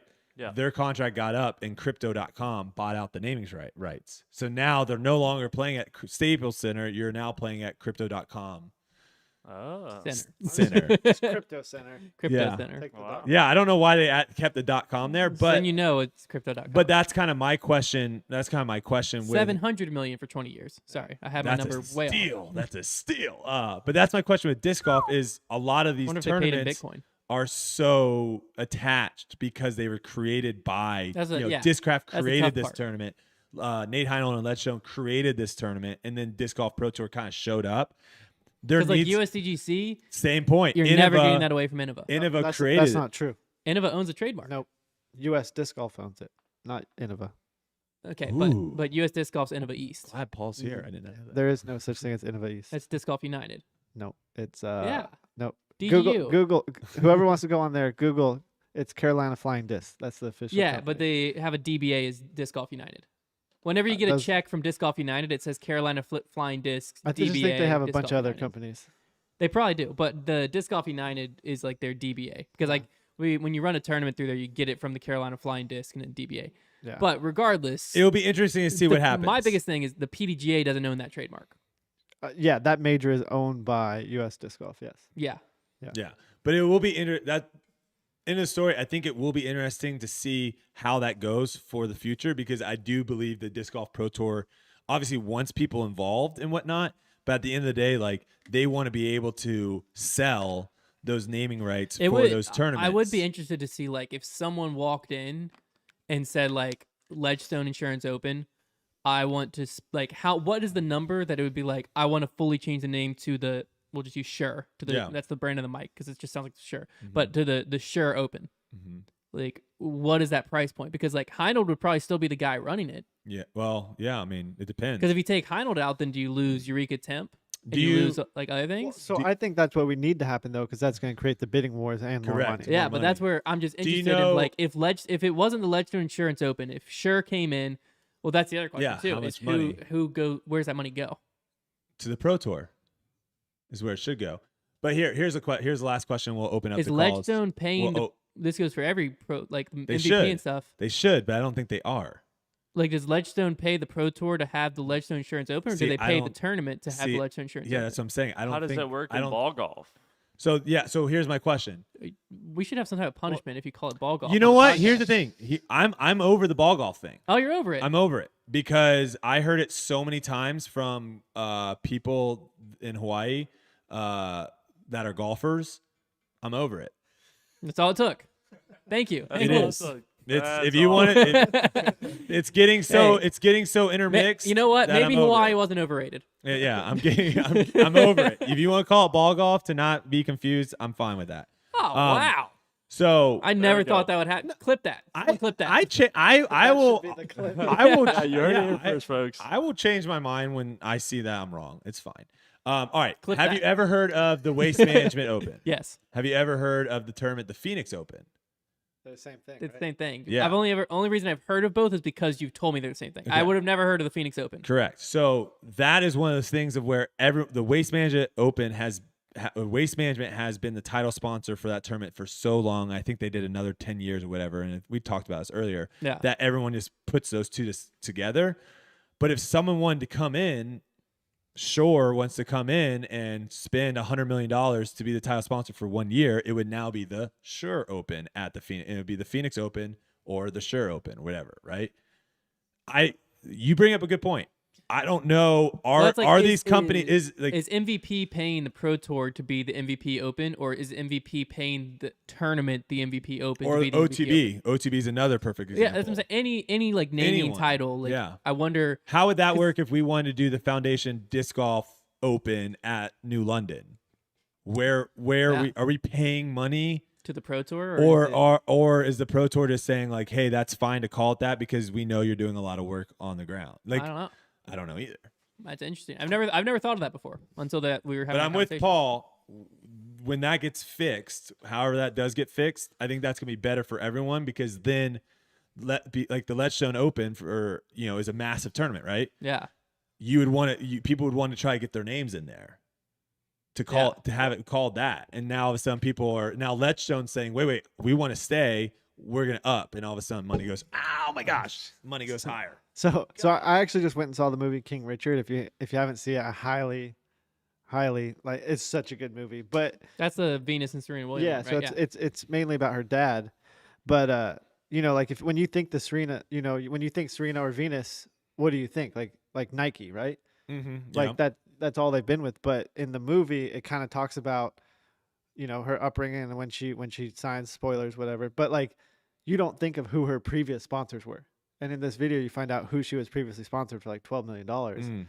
And, I feel like it's kind of going to be like the same thing to where she got sponsored by Reebok for $12 million at 14 or 15. Oh, jeez. Yeah. When she had her braids. I remember that. Yeah, that's what I said. When she had her white When braids. she has the braids, Yeah, she's, now I'm seeing super. the Reebok. Yep. So it's just kind of, but now you only think of the Yeah. Williams sisters as Nike. Mhm. That's it. And I think that's kind of where you mentioned Ledgestone, to where it might turn into something in the future. OTB might turn into something else in the future, to where, unfortunately, that it's where the Yeah. times are.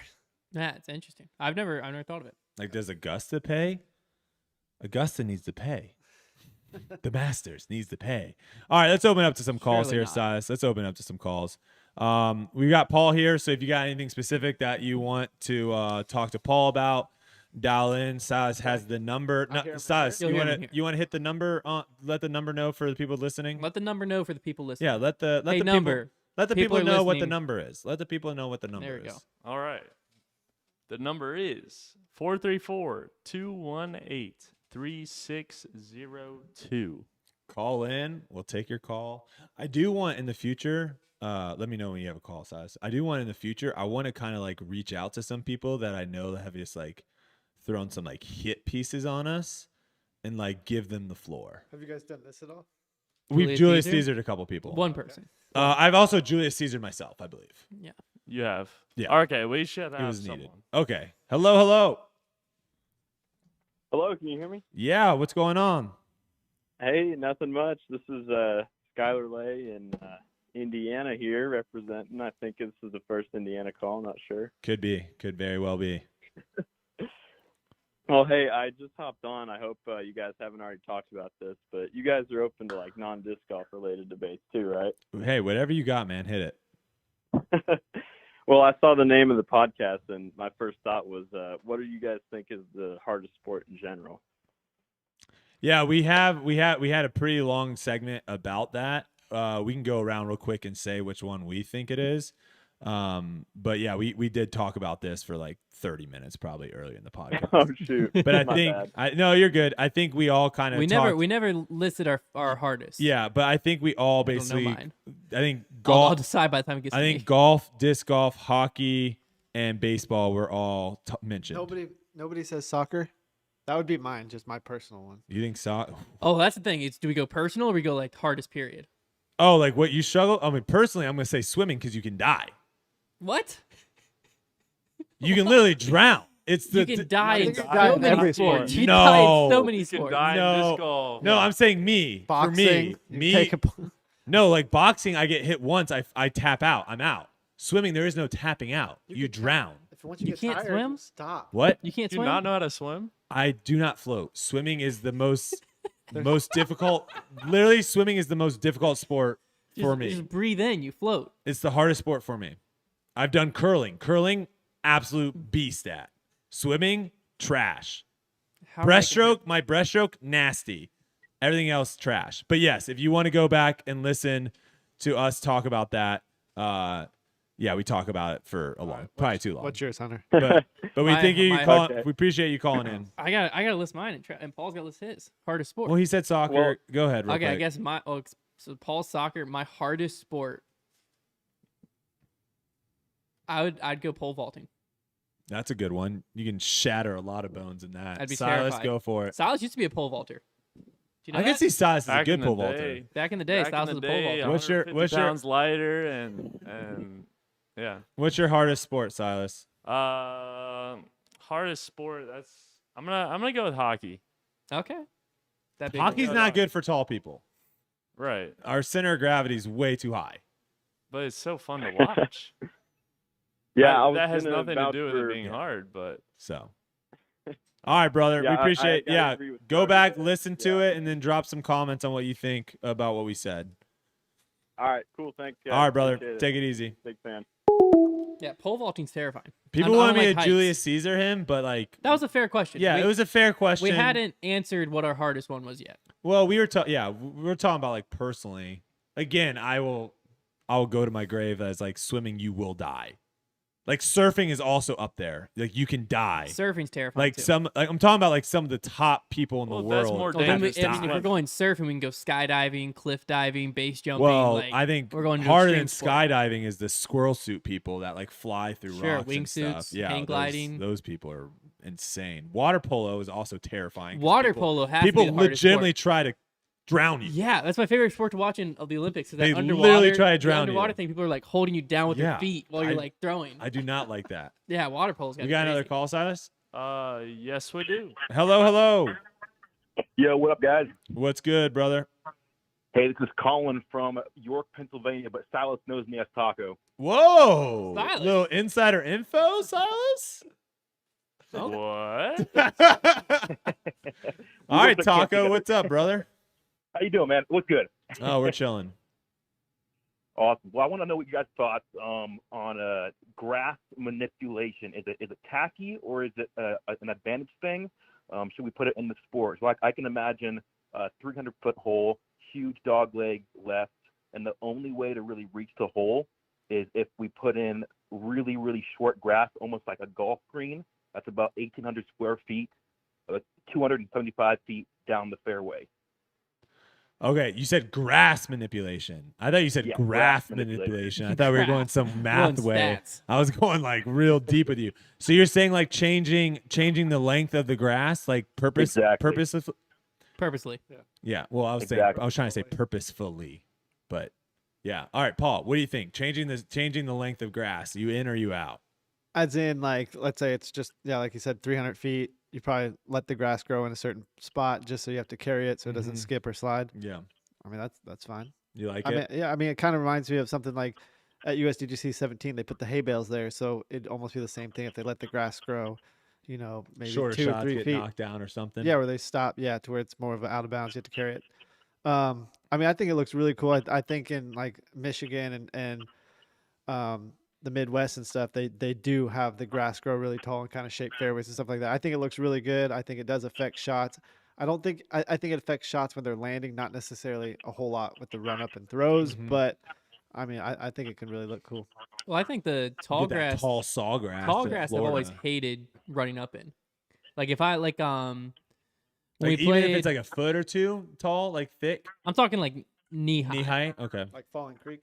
Yeah, like if you're trying to throw out, if Falling Creek's, if they let it get bad, they keep it pretty mowed on the right. But if they let it get bad and you're off the fairway on the right and you still have to throw, it's way harder for me to get to the pin and to the like long pin than if I'm in the fairway and it's like short grass.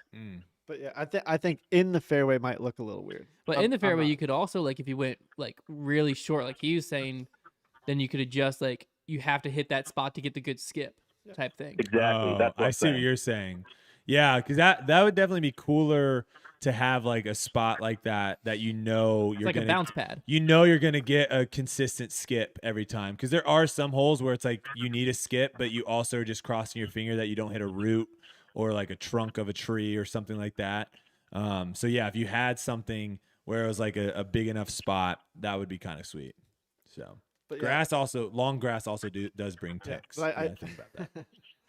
I do see like having the short grass to where if it like bends to the right to where you actually have to hit the short grass to skip it around because you can't actually fly it in there. I could definitely see stuff like that. That'd be sweet. Yeah, that's what I'm talking about. Mhm. Heck yeah, dude. I like that. And Let us know where Silas, it's you at. have anything to say to Taco before he goes? No, man. Thanks for tuning in. All right. Hey, man, I call for you, Silas. Oh yeah. All right, brother. Have a good one. Thanks, guys. See you.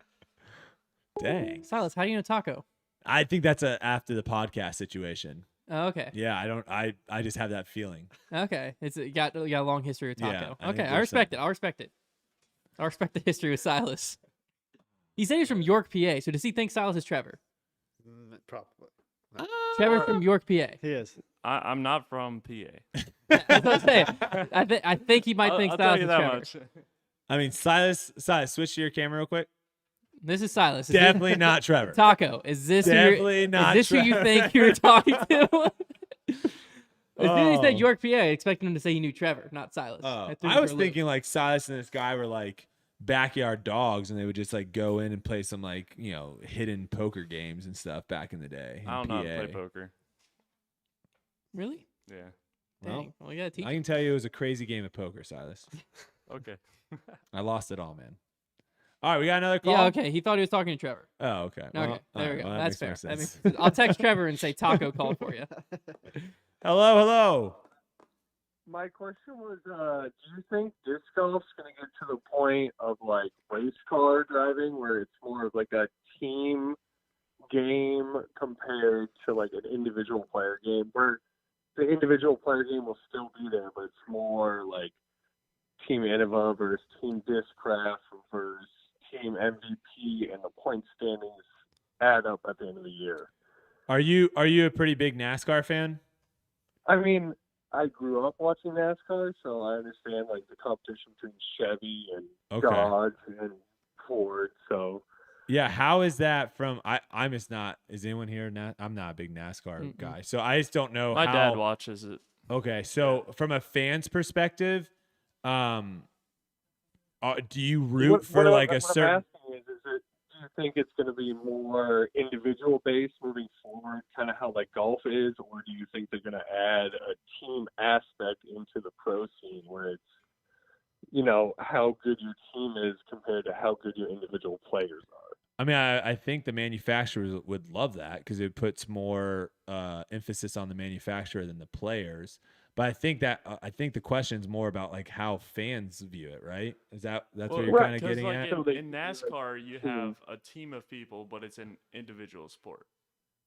Well, Like a pit crew? You're talking Are about we the talking pit crew pit and all crew? that stuff? I think he's talking about like multiple people drive, or like MMA is another good example where you have like multiple people fighting out of the same gym, Well, I think what's it? or like Tour de France where you Tour have de France, yeah. Tour de France where you have like a group of like 7-8 guys, but only one of them you're basically doing everything. You're all in the race, but you're basically like this is the guy that we're trying to get to win. Yeah. I don't think disc golf will ever get that. I don't. Is that it's better for your team to be better stacked compared to just having one good player compared to a bunch of middle field players.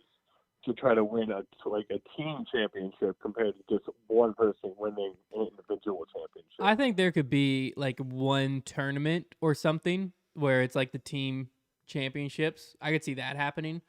Kind of like the Ryder Cup. We had the President's Cup where it's like USA versus Europe. I could see like a Manufacturers Cup. Ultiworld does that every year, just on their site. But I could see it actually being a tournament.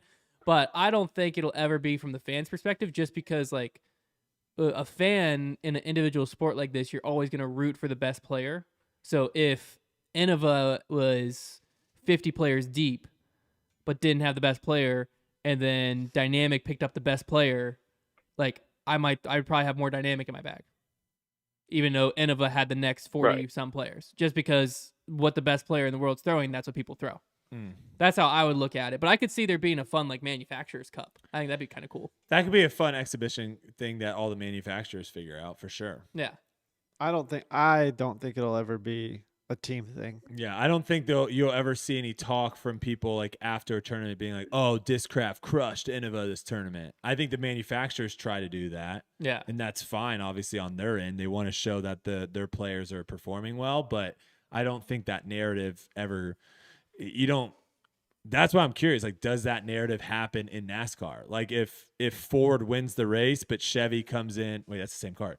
If Ford wins the race, that's the same. Ford and Chevy, no. Isn't that same? About? No, that's two different. Okay, for a second, I thought. Well, I don't know cars that well, so I thought. Ford, Mustang, Chevy, Camaro. Okay, sorry. I thought Mazda comes in first. I mean, I drive a Maserati, all right? So let's all think about that.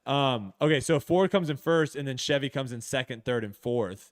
Are people talking about, oh my God, Chevy crushed it because they got 2, 3, and 4? Or is everyone just talking about in NASCAR? I think. I think you think in NASCAR they're talking about it? That drives sales, and that's what I was curious about. Yeah, see, that's interesting. Well, I think it's like Chevy Chevy something fans. that the Discraft manufacturer or anyone's thinking about. That I think in cars it's the other way. But People care more about interesting. cars than Well, the driver. I think 2, 3, 4. Well, 5, you think 6 about the comes jockey first. too, right? Like more people care about the horse than the jockey. Is it the same kind of thing? More people care about the car than the horse. driver? Yeah.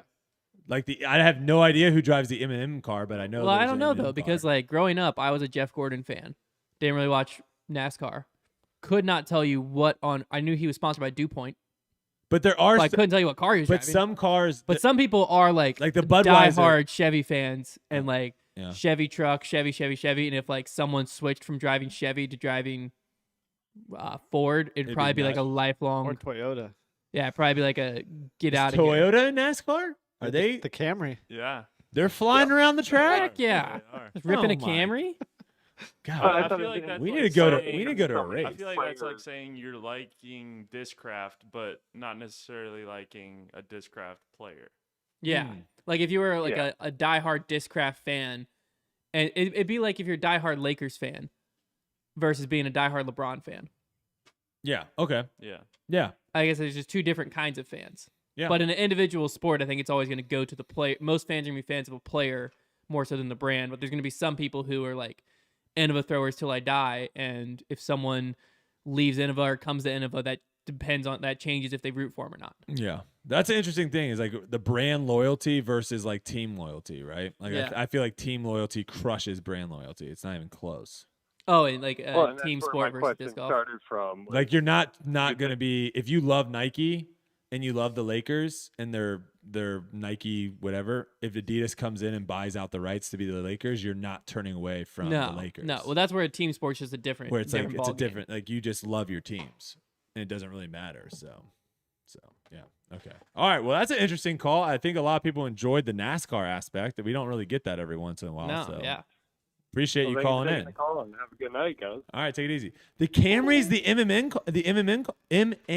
car. Oh man, Who okay. drives that? Kyle Busch. You think so? I don't know. Imagine if he did. No. That's a Imagine if he real. I mean, that's a real No name. way. Kyle Busch is a real NASCAR Silas, what do driver. you owe me if Kyle What Busch about- drives what the about M&M Kurt car? Busch? What's he driving? Wait, I is there a don't Kurt know. Busch? I knew there. Oh was my gosh! Is It it? is not. Kyle Busch is the M&M driver. No way. Silas, you owe me something. You have to owe me something. That's incredible. I'm the GOAT. That is There's no way around it. incredible. I'll put a blizzard on it. Heck That yeah. is incredible. All right, I'm Out of now left with field. 6 blizzards. How did she get that? Is It's this just guess? it's in my blood. I just knew it. Gosh, that's That was phenomenal. Boom. That was very good. Get wrecked. All right, I'm name very- another one. No, I already, that's my one. That's my party I trick. mean, the only other car that I know that's famous is like the Budweiser car, right? Like that's a car that always exists. And who drives The that? Tide, the Tide car. Oh, the Tide car. Yep. Okay. I mean, I guess if you I mean, name Jeff s- Gordon's car, If you- but I don't know what here- Jeff what Gordon's was car. Jeff Gordon's Here's a car? toss- It's blue one. and I red. don't- That's what I'm saying. That's DuPont was his main sponsor. Was You it? guys got to know the GoDaddy car, right? Oh, yeah, the Dana. Dana something. Wait, is there a Danica. monster? Danica. Patrick. Is there I a don't think she monster still car? drives them. No, I don't think so. There's a monster car. Dude, That's Gotta new. I will say Yeah. NASCAR interviews are the funniest thing, and I really hope I want to see the first disc golfer to do the this. Home Depot car. Oh, Home Depot's going. Yeah. Who Where- drives that? Where they're just holding like an empty Coke bottle, and it's like there's nothing in it, and they're just holding it like this the whole time during their interview. I want someone to do that so bad in disc golf because it's such a like. Fighting, they do it a little bit. Sometimes you'll see the guys with like monster cans up there and stuff. Surprise them when there's something in it. Yeah, but NASCAR, I feel like every single interview they are holding some sort of drink. Like it's Coke, it's Monster, it's Red Bull, it's something. I might just start doing that. Just have a random drink every Dude, single there time, was like Hawaiian Punch. There's Just- a guy on our disc golf team in college that was a diehard. Was it Evian or Fiji? It's gotta be Fiji. Fiji's He fantastic. wouldn't drink anything but it. And so for like going into my senior year, it was his like sophomore, junior year. Our coach was playing a prank, but no one knew because it was just like a random thing. He was like, "Hey guys, Liberty's partnered with Deer Park. Only water bottle we're allowed to carry is Deer Park water bottles. We'll get like a refillable one, but like only Deer Park is what you're allowed to drink." And the guy like responded, he's like, "Well, can I just put Fiji water in or whatever he drank into the Deer Park?" And coach was like, "No, like we'll get in a lot of trouble with the university. Like we'll have cases." And we showed up to the first practice, and sure enough, there's cases at Deer Park, like That's 5 awesome. cases. And he's like, "All right, everyone, you just grab the water for practice tonight. It's gonna be here. You're gonna refill it every time." And the guy wouldn't drink water. And then like two He's with practices in, coach is like, "I'm just messing. There's no Deer Park sponsorship. I just wanted to see if like how dedicated you were." He was that dedicated. He was willing to just not drink water to not have to drink Deer Park. That's awesome. Is That's there a pretty fun. Hooters car? Yeah. There has to be, probably, right? No The idea. Wonder Bread car. DuPont, not DuPont. Yeah, I was gonna DuPont say, was he- Jeff he Gordon. called you out, Hunter. That's my bad. Oh. I guess I'm not a Jeff Gordon car. I was Um, 24 till I died. do we have another call, Size? Yeah. Potentially? Yeah. All right. Hello. Hey, what's up? What's good, brother? How you doing? Pretty good. JP calling from Mobile, Alabama. Is this the JP with the Dark Horse takes in the comment section, or is this a different JP? That is me. Oh, the man, the myth, the legend himself. What's good, man? Not a whole lot. I'm curious to know. I know, there are some pro players who are sponsored by individual brands. Like Paul, I think you're, sponsored by Celsius and maybe still Adidas. Do you think that is the next wave of kind of maybe professionalism is the best way to describe that, as far as getting more on the map, getting more coverage and even being sponsored on some bigger events like ESPN and things like that? Or do you feel like the sport is more about promoting and gaining traction within and making Innova and Discraft and some of those other bigger brands even bigger, so that they are the ones that are putting on, maybe bigger prize pools and things like that? Well, where I believe disc golf is Discraft, Innova, all these manufacturers are really our only sponsors. They are basically on the same level as something like, you mentioned Celsius, you mentioned Adidas, you mentioned, these other companies, to where realistically in a sports world, they are those kind of sponsorships. Because we aren't a team sport. Yeah, I throw Discraft discs, and that's the tools I use. And I think in golf, you kind of go Titleist, Callaway, same thing, to where they also have other sponsors that are just as prominent as their clubs. So I think that is the future of disc golf is these endorsements. And I think it's going to bring more eyes to the sport. But I think one of the hardest part is player representation. That's, I think, the biggest thing is I personally can't just go over to Adidas or Nike and just be like, "Hey, I want to get sponsored." You need someone that's professionally trained to do that. So that's my opinion. I don't know what you guys think. Well, I think the first big wave I think we'll see next is on the tournament side. Because like if you pay a player as an outside company, you're going to get a decent return. But your return a lot of times is going to be more on the social media stuff. But where with a tournament, you can get a widespread promotion like we saw Guaranteed Rate and LL Bean and Johnsonville with the Pro Tour Championship. So I think that's the next big wave. And I think that's a big wave to see come because right now, 90% it's got to be of money from within disc golf is money within disc golf. Basically, you as a consumer are the outside money coming into disc golf.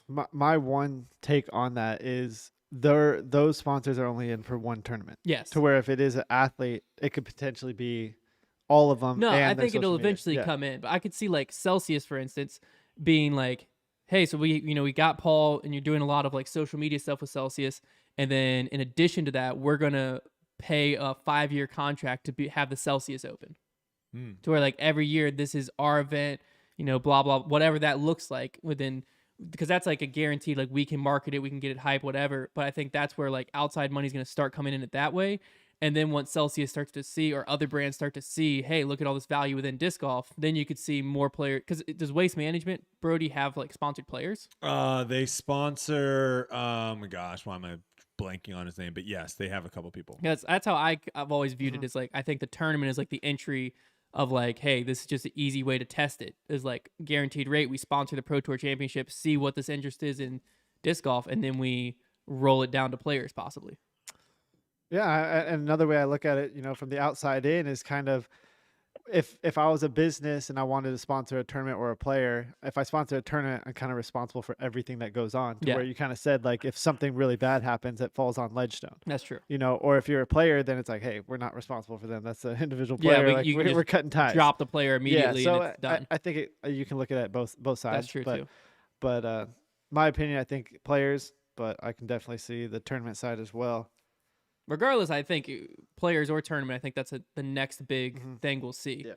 And I think that's where the bigger and bigger money will start coming into the sport, is from outside things. Just because a player might be able to sign 4 different, like a drink sponsorship, a apparel sponsorship, a shoe sponsorship, and something else, some weird There's one. a abundance. I heard one potentially a sunscreen sponsorship. There you go. Like, Boom. That's what I'm saying. It's like you could have 10 different sponsors. You could have 10 sponsorships, each paying you $60,000. Silas gets a new like, light sponsor. There you go.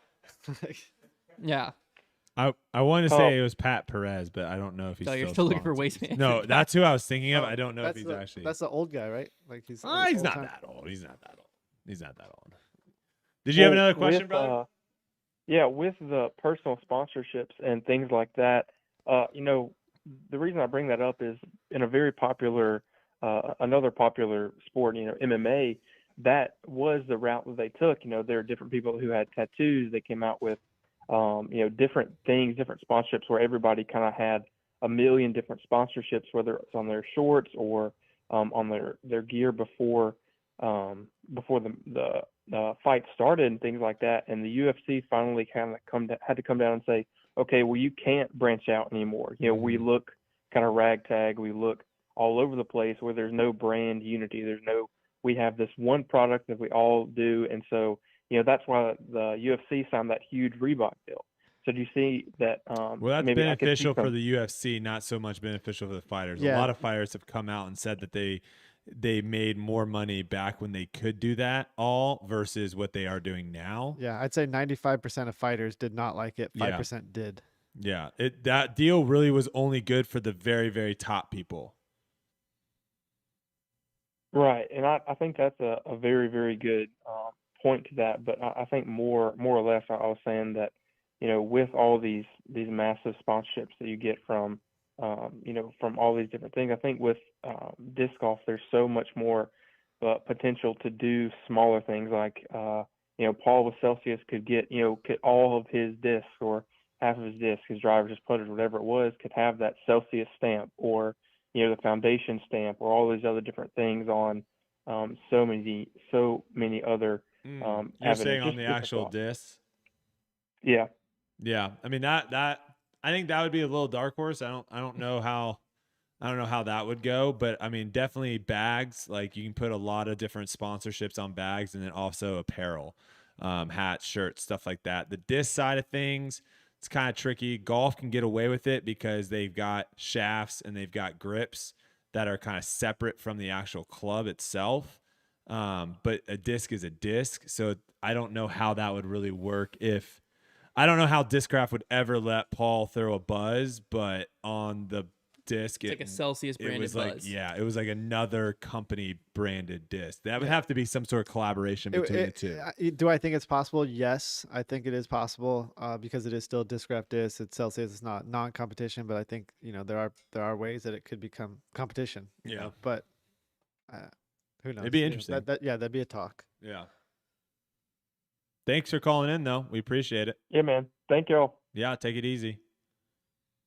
Do you guys have a cool Thanksgiving jingle for the end of this? Thanksgiving jingle. What? We'll let you make that up. Yeah, you think we're show tunes over here? This guy was gobbling earlier. I don't know. Think we're show tunes over here, Silas? Silas, you got something. Whip something up, Silas. Come on. Yeah, throw something together in GarageBand. This real quick. podcast is hanging on by a thread. We're over here having jingles for each week. like, is there like a cool waiting song? Like, can I just call in and just? Oh, hit we the song? no, there's no waiting our song. call system has probably destroyed multiple people. Like there are multiple people that hate us now because of our calling system. Each time they hang up, it's like do do do do. I'm like, Yeah. It is a headphones fun- just died. No, it is a nice little hang up tune. There is no like call waiting. No, like if you it's- call and you don't get it, you just you go have to to keep voicemail. calling. You just have to keep So calling. there are people that have called like 50 times and never gotten in. And it's unfortunate. People will like tweet us the screenshot of their call history. Yeah. It's just our call for like 40 You're different gonna ones. you're gonna get a bunch of what is it, super chats and just say buy a new system. Yeah. So I can Well, have a better hold. Yeah, well hopefully. I've tried figuring it out. It's difficult. I I think don't we know how almost need to- to have like some superpower person. Well, the tough in part is chat like that know. tough part is like if you have a hold system, then we have to have another person answering the Correct. call and be like, "Hello," and then be like, "What's your debate topic?" All right, let me put you on hold and like, Yeah, this one's on line 1, this one's on line 3. I want to see him have that little monitor over that just lights up all the Oh, all the like calls he this- the has. call Yeah, switcher. Silas needs more things to be able to press over there. There we He doesn't go. have enough. Any more calls, Silas? Not currently. Oh, see, this is the time. Like if you say you can't call Well, that's in, probably because everyone's leaving a voicemail right Well, now. I was gonna say I think it's because the system is like getting overwhelmed. Yeah, sometimes it gets overwhelming. Oh, just, that like, is also crashes true, for where a it just bit. crashes. So many calls coming in. or Yeah, something. because there's one show where we were like, oh, no one's been calling. We had like 3 calls, and I checked the voicemail the next day, and there's 200 voicemails. And I was like, how do we only have 3 calls? All right, so Hunter, if you were to call in right now, what would be your question? Oh wow! Oh. Turn While the we wait. tables on While we him. wait. Oh, okay, here's my question. So let's just put you in a hypothetical here. Mm. You are in a wide open field. You can pick any disc you want, and you just have to throw standstill. How far is that disc landing? I just a random question. First one that came to my mind. I don't know. At least 450. All right. At Okay. least- Well, Now, that it all depends on what disc. If you're really trying to maximize it, I can pull out a Hades, which I wouldn't pull out if I was running up. So you There can you go. manipulate the disc. Okay, we do have a caller. All right. no perfect. I Let's had cut it right there. I had a question. If That's a great video. I would still want to see that video. I think people would love to see it. I'm very I think excited for people would be very shocked at how far, a YouTube short. how small the difference is between the two. Go ahead, Si. Oh, sorry. We got someone on the call. We should. Hello. Yeah. Oh, hey, what's Yeah, good? hey. I was waiting for you guys to finish. No Yeah, problem. sorry. Go for it. I have a question for you, Brodie. Have you ever tried pineapple on pizza? Yes, I have, and they don't belong. You don't like that savory, salty, sweet mix? Do you have what? Where are you getting your pineapple on the pizza? Like you're saying anywhere I can just order it from Papa John's and it's delicious, or do I need to go to a I don't specific like spot? I don't like it when it's thick. It's got to be a thin sliced pineapple because no one wants a Mm. giant chunk of pineapple in their mouth. While So they're are you saying like sliced like a pepperoni, kind of like that Yeah. thin? Is that like Yeah, that's I don't know if I've ever had. Has anyone had pineapple pizza like that, where it's In- sliced like a pepperoni? in Hawaii, do they just call it pizza, or is it still Hawaiian pizza? I didn't have pizza in Hawaii. I tried twice. Like and if you just Kelsey walk turned in, me if you just down. walk in, you're like, yeah, I'll just take the regular. Do they just bring out pineapple and ham on the pizza? Do you know what pokey is? Yeah, that's I- delicious. Yeah. Yeah. I didn't know there's What like. is that? I really don't I've know. heard I it, think but I it's don't like know some what it sort of is. raw. But it's basically like raw fish. It's like a bowl of sushi. But you Like, can it's basically rice have or- like pokey green beans. You can have pokey mac and cheese. You can have pokey all this. Oh, I don't know about that. That's what I'm saying. I thought pokey was literally just the raw fish that like Yeah. sashimi or whatever. But apparently there's a bunch of other stuff. But okay, back on it. Pineapple pizza. I will give it a try if I find a place that does the thin slice. I've never. Does it? Have you I've had had it, Papa yeah. John's Hawaiian? It's not. It's actually not bad. in my opinion. I would just never go for it. I would I never. I will say pick I've it. better never than ordered people it over think. cheese. Correct. Yeah, I'm with Hunter. Or I'm with Hun- pepperoni. I'm 100% never I'm doing with Like it. I'm on not that. choosing it, but it would also kill me because I can't have ham. But like if I was at a party before and that was the only pizza, I enjoyed it. See, I still think I'm flicking off the pineapple to the dog. I mean, you could. You still get a little sweet taste in there. Yeah. It's just there's just something about it. I will It's different. for It's you. I will different. try it. I will try it. And go in with an open mind. There you go. That's Heck all. yeah. That's all I can do. That's all I can do. He's so We're one pumped. for the little guys. There you go. Have a great night, guys. All right, man. You too. You just made that guy's night. Well, Trying pineapple, thin sliced I pineapple will try one. on pizza. Like for me, if it's the only option, I'm not complaining. No, it's still pizza. I'm still eating it. But I'm telling you, if it's the only option, I'm picking the pineapple off. I mean that's fair, but Are you why? picking the pineapple still off? It's ta- the only it's- option, or are ta- you eating it? No, I'd eat it. You would just eat it with it Yeah. on there? Okay. And I I'm would I'm pick probably it the off. pickiest You'd pick it off? eater in I'd the pick room. it off. Yeah, But have you had it before? I've had like Papa John's. All right. Well, then if you've had it before and you don't like it, that's fair. Yeah. But he It's not like I Yeah. don't like it. I like No, it you more gotta try without it. it. I You like gotta it more try it. without it. That's Yeah. the thing. You It's the gotta same try it. thing. I like my pumpkin pie, but I like it more without the whipped cream. do we have any Whoa. more calls? If not, I'll throw my call in. What's your call? Let's just throw Paul's All call. right, I'll throw my call in. Paul's call. So this is there you go. This is for you guys. I don't need. I have my opinions. I'll wait. But how do you guys feel about player contracts and players leaving contracts early? Since it's been like the last 2 years, something that's been big. I Oh, like players getting out of contracts early? Yeah, What is the are there any repercussions? we don't know. I No don't one know. knows. I mean, there should be. That's what I think. I think it's a weird time right now because, like, if you're getting out of a contract that's so small, then like legal action doesn't make sense. Because like, what are you gonna sue for? But like, if there's not a player option that can be, because I know that's in some contracts, like Mhm. I don't know anything. after like 3 years. I don't know in disc know, golf. yeah, I just am I know saying in like sports, in yes, sports, there's yes. sometimes player options. Yes. If there's a player option of like you can renegotiate or leave after 3 years, but it's you're guaranteed through 5, sure, that's fine. But if you're, and there's also been some in disc golf, like we heard the Paige Pierce one, where it apparently her contract was just a verbal agreement the whole time. Yeah. That's wild to me. No, I would imagine after the Paige switch, that's never going to happen again. But if it's like a paper contract and there's not a player option and you leave it 6 months early or even a year early, and then you just immediately like switch and start promoting a different brand. Like if I'm the brand who just signed you, I'm not trusting you at all. Because like, what was the contract then? The only thing I will say is if you look at where disc golf is, okay, so let's say 5 years ago you signed like a 10-year deal, and 5 years ago the 10-year deal was great, right? But now disc golf has blown up and everyone's making so much more money and all that stuff. I think you should be able to, or at least like the company should be like, hey, our profits are going through the roof.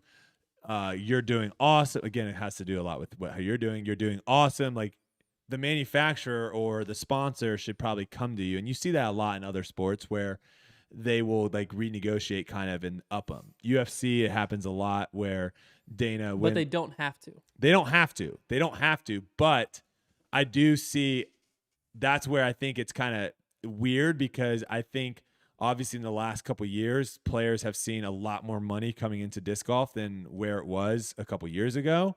And so they're seeing all these people sign for big deals and hearing about it or whatever. And they're like, I'm stuck in a 2-3 year deal.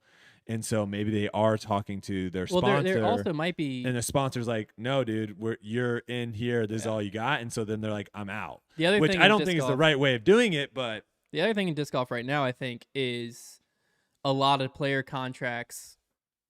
I think this is changing, but a lot of player contracts haven't been like lawyer written. no. So there's not legal mumbo jumbo of non-competes and all this other stuff to where like you can probably leave your contract and there is no repercussion. There's Like it nothing wouldn't hold up in yeah. a court of law because it's like, this is what we expected of you while you're under contract. The contract is valuable to or valid through this date, whatever. And then you're just like, okay, but like there's nothing in here if I leave that I can't play disc golf for another brand for 7 months after I leave this contract and blah, blah. And so then you're just like, oh, I can just leave. Yeah. So the contract's like legally binding, but like there's no repercussion. I mean, what do you I think that stuff's just going to slowly change. What do you think players should do if they're in a long-term contract that's not good, right? It was good when they signed it. 2 years later, it's not good because the whole landscape of disc golf has changed. What do you think the player should do? Well, I think if the person's if the if they sponsor's can leave? not they're not. There's nothing in there that says they can leave, they can't leave, but the person they're sponsored by is not willing to. I think you go to them first, renegotiate. try to renegotiate. They won't renegotiate. Then if it's a point where you have to leave a contract early, sure. In my head, January 1st is like when everything's done and over. So like if I'm leaving a contract early, I'm going to be like, hey, well, I'm leaving a year early. I'm gonna give you through the end of this year. I won't do anything till January, so we can make the announcement now and we can figure it all out. And then January 1st, I'll be with my new sponsor, whoever that may be. That's how I would handle it. But again, like if there's nothing in the contract that there's any repercussions, then like, I mean, I don't like a player doing it because I think again, like as the next brand, I'm like weirded out by it. But I'm also like, you can't blame the player because like, why not? Yeah. Do you want them just to get stuck? Basically. No, and I agree. I agree with what you said, Hunter. I think it does. It's something that lingers with players for a bit, into other negotiations and things like that. But yeah, I think that's kind of where that representation is a big thing now because, like you said, Brodie, if someone signs and 2 years in, they sign a 10-year deal, and 2 years in, they're like, wow, I'm way underpaid. It's kind of a tough spot to where you want to renegotiate, but you're kind of in the hands of whoever your sponsor is. So I was just curious what your guys' thoughts are because we have seen that in the past, and I've been having a lot of conversations with agencies and stuff like that, and kind of hearing about some crazy stuff, and it's just like, I don't know. I was just I think curious we're one or two bad deals away from like disc golf players and disc golf companies small claims court realizing the importance of a lawyer writing. Judy. Oh my god. No, I think we're very close to like one or two things happening to where it's the whole you're gonna realize like, hey, before we sign this player to this contract, we better have a lawyer write it. So it's the whole notion too of like the handshake deals and stuff like that. That makes sense when there's like a couple $100 being transferred, right? Yeah. So like, you see that a lot on the social media side where people are just like, hey, we'll pay you this amount of money if you do this. And you're like, all right, great. And then you just do it. They send it. You're fine. It's like when the numbers start getting, 4 digits, 5 digits, 6 digits, 7 digits, when it starts going there, it's like, okay, we need to actually have some like talk. And I think it'll get there for everyone once the numbing. Well, you also have to, as a player, or back to like social media or anything contract wise, if you're handed a contract that has a bunch of legal mumbo jumbo in it, you need to have a lawyer read it because I've heard of nightmare deals where you sign it and you don't realize that what you just signed, like, yeah, you can be free of, but your content isn't, or your image isn't. If you leave if it's a 3-year contract, it's like, okay, the 3 years are up. Yeah, you can leave our company, but we own everything. We own all the rights. Like Taylor Swift, her music. The whole reason she's releasing the Taylor's version is because she signed a bad contract when she was first getting into music when she was 15. So to own her own music, she has to re-release them under her album. Same type of thing eventually is going to happen of like one or two scummy businessmen get into disc golf. Yeah. So that's kind of a second question I have to it is are we fortunate at this point that we haven't had that, or we haven't had those kind of sponsors in the sport, because a lot of the players are probably uneducated on that side. Yeah, that's what I think. So far, what we've seen we're growing at the right pace. Well, I think some people are starting to figure out that they are. Yeah, well, I think. Like I feel like some players are starting to feel like they have been kind of taken advantage of. Well, I think that was the other thing is up until recently, your contract was one of the first. Numbers haven't been public. So, well, I guess back when you were with Innova, there was an LA Times article that wrote and said you had 4-year, $250 guaranteed a year. That was Discraft. That's only been Discraft. That was Discraft? Yeah. Okay, well, then never mind. So up until then, it's never been like publicly known.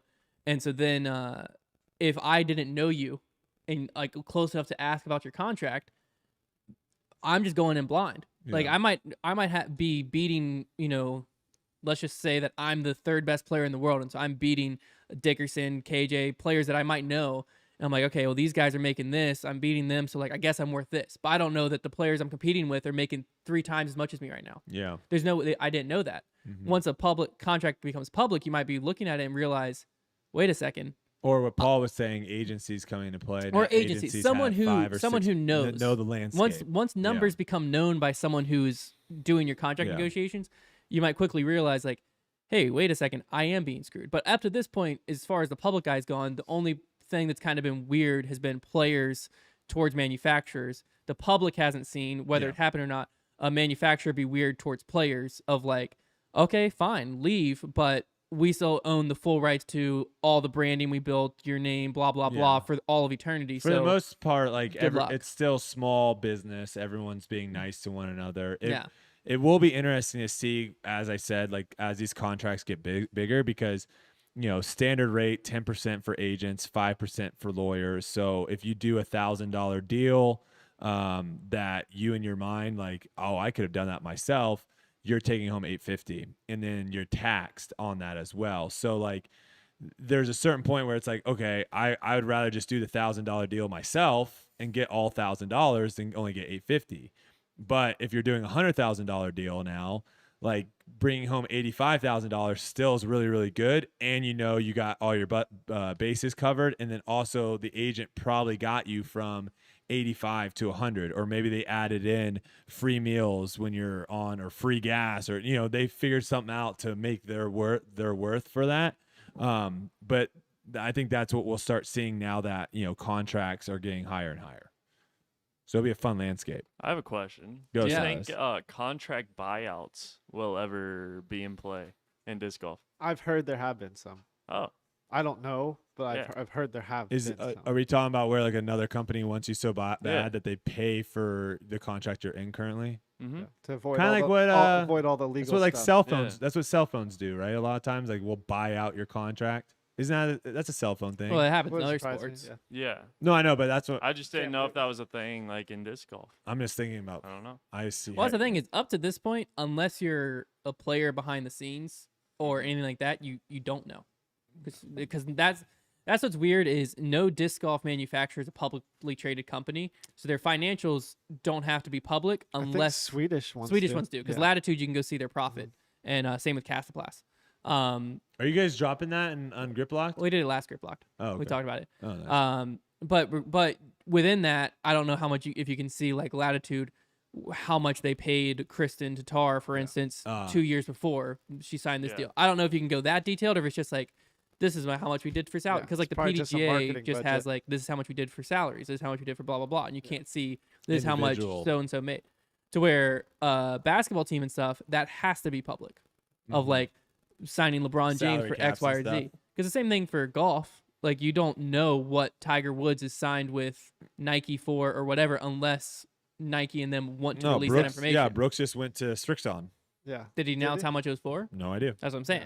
No clue. So, and disc golf, I think it's like right now it's important because there's not agents, but as soon as agents are behind the scenes and know the numbers, then public contracts will probably go away again unless it's a marketing thing. Yeah, I would say two things. It's important for players to know, right? Because there's no agents, but then it's also important to kind of like Paul's contract, for example, like that brought a legitimate eye to the sport. Yeah. Right? Because people always like that's what everyone was saying. Like, oh my God, you can make money in disc golf.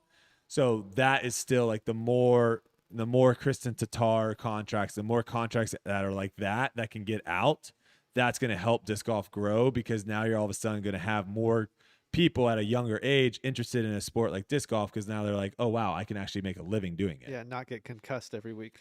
Yeah, that also helps. Or drown. Or drown. Yeah, exactly. All right, I think we do have a call. Oh, okay. Let's finish it with one more call. Let's finish it with one more call. This will probably be the best call. Remind me that I have a question after we have this call. You have a question. Okay. Hello.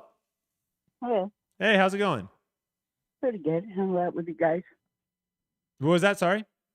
I said, how about with you guys? Oh, we're doing good. fine. We're doing fine. Hey, I got a question on the TD side that's not really a debate, but I want to know from you guys, how are you guys trying to get women more into the tournament situations thing? Because I know if I want to join a tournament, I have to email my TVs and ask them to open up divisions.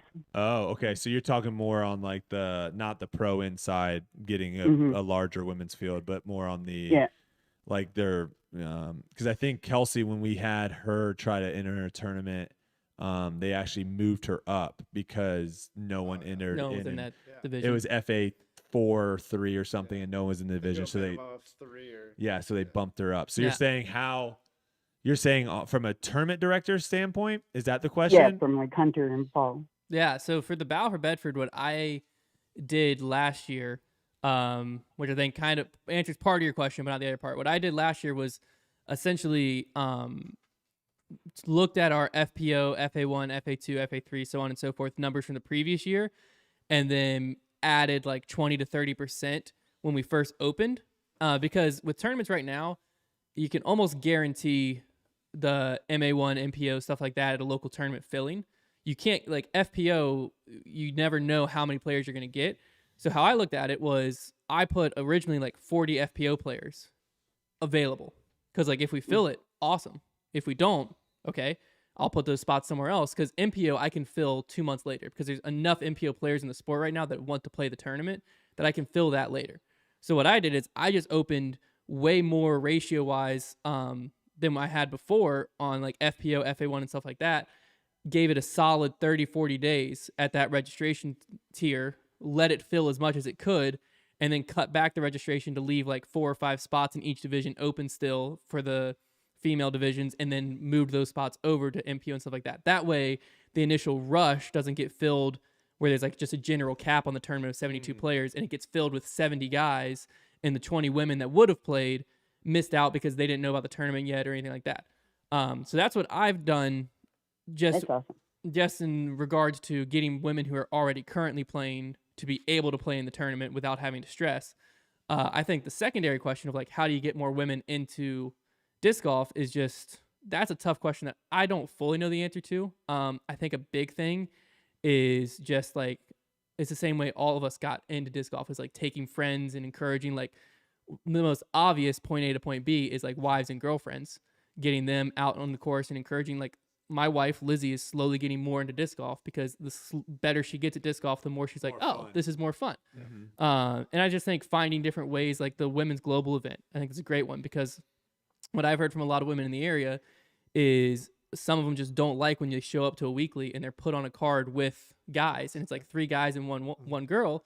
They just feel like they either feel like left out, like they're holding them back, or they feel weirded out by some of the guys in the card, whatever it may be. Whereas when there's a women's global event or like ladies only events and it's just only women there, a lot of times the turnout for that is way higher just because everyone's more comfortable. They don't feel judged by the guys that are there or whatever's going on. So I think that's a great way you can kind of continue to increase tournament play. But then, like I said, for the Battle for Bedford, that's how we tackled that issue. Yeah, and I have 3 points on it. I like exactly what Hunter said is having 40 spots held for the women. But I think a big thing, and I know this happened in MPO when I first started, is you would sit back and wait to see who signs up rather than just signing up and seeing how many people get on that list. Because I feel like you can always back out later if you need. But if people are waiting to see who's signing up for this tournament, it's going to be too late. It's going to fill up with MPO, MA1, whatever, all the other divisions. So I think as soon as this tournament opens up and there's an opportunity to play, sign up. I think that's the first thing. So then you can see how big these fields can get. Women only event. Hannah's told me multiple times that those are the best events she's ever been to because they're the priority. They are the priority. Everyone understands, certain things that women have to deal with. And just having that kind of safe space of this is our tournament. This is we're the focus makes it a lot easier. And then the thing I've experienced too is when I went down to Mexico and put the first course in for the Paul McBeth Foundation, they had never heard of disc golf before. So the turnout was 50-50, if not more women than men or boys.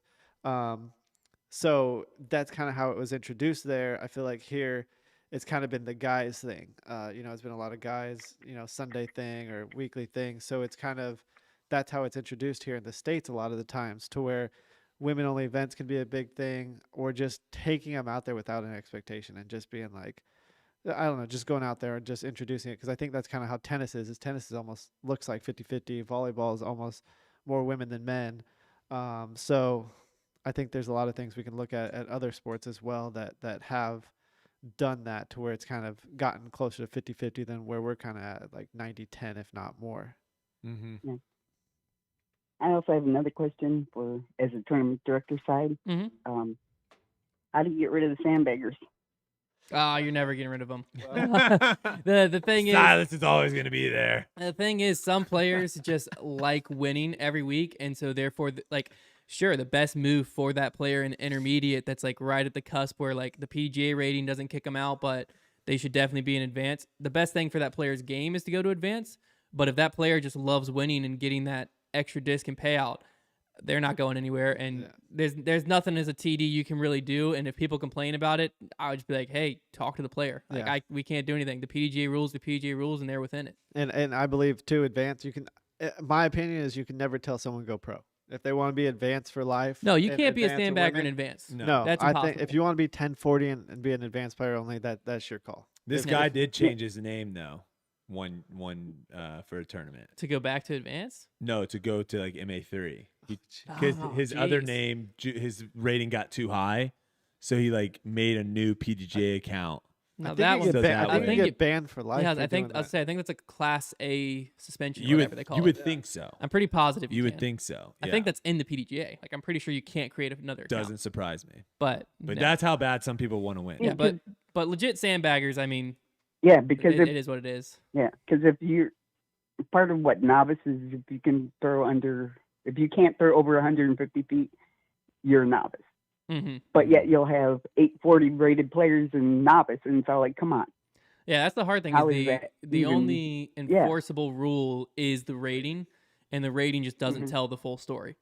But I mean, like I said, as a TD, you can encourage people all you want, but the player who just wants to stay back and win by 15 strokes is going to stay back and win by 15 strokes. The only thing I'll say with ratings, real quick, is if they did change it to where the rating was less about your average and more about your top potential, it would be a lot harder to sandbag. That's true. Because you can sandbag by like, you're not going to win a tournament, so then you just go out and shoot like a 750 rated round to drop your rating, so then you know that you're going to stay there. Versus like if all those ratings got dropped and then you only were counting your 10 or 15% at the top, now all of a sudden like it's gonna be very hard for you to win a tournament and not advance. Yeah, that's a good way to look at it. Plan. Yeah. All right, thank you so much for calling in. Thank you. Have a good night. You too. You could also do like the Dave and Buster's high score thing that I do, where it's like, you've already got the high score, so instead of like racking it up, you just stop right there, so then you play the game again and beat the high score by another, like if you're doing the basketball so you game. Can have like the full leaderboard. Well, no, so your tickets, because you get 500 you get 500 bonus tickets when you get the high score, and so it's like, why do I want to get a high score? That's really, Guinness World Record people did that. Yeah, I think javelin used to do that too. You just Yep. barely break the you world barely record. beat the world record, so then you're constantly always beating it. If you like I know in disc golf, if you used to break the world distance record, you would get a huge bonus. So I feel like that'd be harder for disc golf though, like controlling how far you can throw. Yeah, especially like if you're in the desert throwing 1,200 feet. Like that's so tricky, right? I definitely agree. But now the record was set on such a bad day that no one's even going to bother because it's like 1,300 feet. Yeah. To where back when it was normal, it was like 7, 8, maybe. It could get and broken. then they just obliterated it by like 500 feet to where now it's like no one even does it. The competition's gone. Because it was like 70-mile-per-hour wind, so it's just. I'm gone. surprised they don't have something like, because regulated in like 100, like the 100 meters even, like you cannot have a 100-meter record if the wind is over. That was certain, the issue. Is there wasn't regulation, and so like we can set regulations now, but like that record's always there. But think about if you're like the spoon guy, like the most balanced spoons on your body, and you can do 85, but the record's 78, so you just do 79. And then next year you come back and you do 80, and you're always in the book with just spoons all over your body. I'm trying to think. You're the spoon guy. Yeah, I think like the pull-up record. I think a lot of world records are that way. Yeah, where that like, I could pump out 5 more, but I'm just gonna do 1, so next year I can come back. Yeah. I never thought of that. And you gotta think too, if someone ends up beating your record, they're probably only beating it by 1. Yeah. Because they're playing the same game. Yeah, why would or you're exhausted and you barely got it. So then you just come back and shatter. Where did spoons come from? It was I did a world record show one time.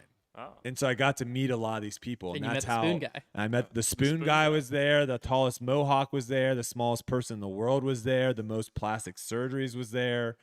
all sorts of the fastest you can climb an elevated ladder was there. Like there's some wild world records, but they're all telling me about their strategies of this barely beating it, so they always can go on these shows and just constantly are in it. Is that lady getting smaller each year? No, that's a crazy one because it's you have to be 18. So there's like Guinness World Records has crazy regulations for all the records. So like 18, you have to be 18 to have the record. So this woman, everyone knew she was going to be the world's smallest person, but you just were waiting for her to turn 18. So that's wild. Yeah. All right, my question has nothing to do with any of that. Oh, yeah. You have a question. Here. So someone commented this, and I thought it was interesting. So they said players need to make their contracts public. It'll only help them in the long run, and it's illegal for an employer to tell you can't talk about your pay. So my question? Well, we're not employees. That's what I was going to say. Are disc golf players employees of anyone, or are you just self-employed? We're self-employed because it's all just like W-9 work, right? Or yeah, I think 1099. I think you're self-employed. Yeah, whatever one it is. Yeah. Yeah. So we're all technically You're like self-employed. technically like a contractor, right? Yep. Like a individual freelance contractor. Yeah. Mm-hmm. That was my question. And that's the same with MMA. They're all individual contractors. So I think that's why they can say, "Hey, you're not allowed to discuss your pay with other people." And you know, coming from a player, it kind of leaves the ball in the manufacturer's court. You know, they kind of can hide the numbers. They create the values to where if the numbers are public, and you know what I get and I know what you get, it kind of all right. We kind of see where our differences are and where you're better at things than I am, so that has a bigger value, and vice versa, to where you can kind of create your value, and a lot of the players can do that. And so could we'll just use Discraft because y'all both with them. Could Discraft have technically put in both of your contracts like an NDA, to where like you legally couldn't tell anyone what's your contract and how much you're getting paid? I think they do have some people that have contracts like that. Some do. Yeah. I think some contracts do have that. Like I have no clue what Paige makes, and we're on the same team. I have no clue what Brodie makes, and we're on the same team. So yeah, there's definitely things there you go like that. I just read that and I was like reading it and I was like an employee, but like I just have never considered disc golfers employees, but I think a lot of people do consider them either employees of the Pro Tour, like you an employee of Discraft, blah blah blah. And I'm like, it's weird because it goes back to like the team thing of like Discraft is basically just like an endorsement deal and a sponsorship deal versus like you are working for Discraft type thing. Yeah. I think And I mean I think as if contracts continue to come out, you know, you'll see these numbers and they'll become more realistic and probably start to grow because that's just my opinion as far as, you know, I have no clue what a lot of these players get, and that could be a good thing, that could be a bad thing. Trevor Harbolt is in the chat and said, we as players sign NDAs with companies. If we wanted to tell the world our pay, we'd have to just not sign the NDA. Yeah. So I'm assuming he has an NDA in his contract. I could be wrong. And I will say too, there always is this weird stuff, you know, like YouTube for the longest time, no one ever wanted to announce how much money they made on YouTube. Right? Yeah. Well, there was a rumor for a long time that if you did, you would get demonetized on YouTube. Well, that came from creators basically saying, like, I can't tell you that, when in fact there was never a time where you couldn't say how much money you were making. Every creator would just say, we can't tell you how much money you're making because you didn't. It's very difficult to, for some people to like, if you have a crowd that really thinks that they're helping you out, like they're really getting you off your feet and you're like filming in your basement and stuff, and they're really helping you. And then all of a sudden they find out that you're making $5 million a year. Yeah. It might not look There's great. Gonna be some people who are like, why on earth am I paying this person like why am I buying $20 of Patreon? Or why am I buying his shirt or any of that stuff, right? So there was a lot of that of where people just like didn't want, but now obviously there's tons of YouTube channels that are saying like they'll literally go in the video shows you their analytics of like, this is how much money I made on this video. Yeah, that's what I love. Graham Stephan is his name. He's a big finance guy on YouTube. And every year at the end of the year, he goes over all of his businesses, but one of his he has like 3 YouTube channels, and he goes through like exactly how much he made this year, YouTube AdSense, how much he made from brand deals, how much he made from this, how much his, you know, rental properties made, and blah, blah, blah. And then he made like $15 million this year. It's like, he breaks it all down, and it's just fascinating. The new one too, and this one I'll shed some light on some people because I've been seeing this in some of the comments, is like, people are just being like, I can't control the ads, right? Like YouTube just puts ads on my videos. I can't control it.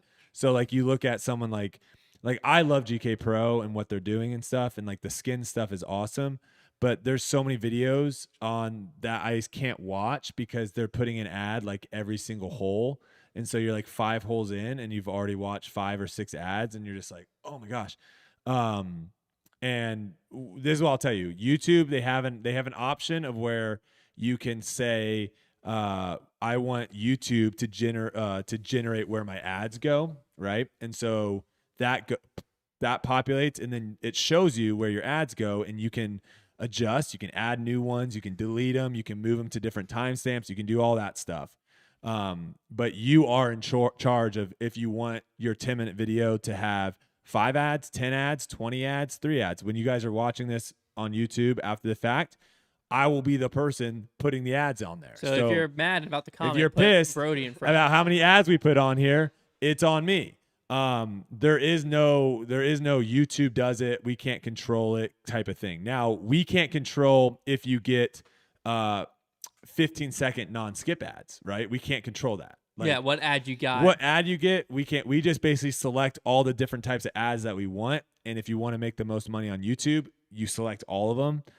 Because why would you limit yourself to advertisers? So you select all of them, and then whatever pops up, pops up.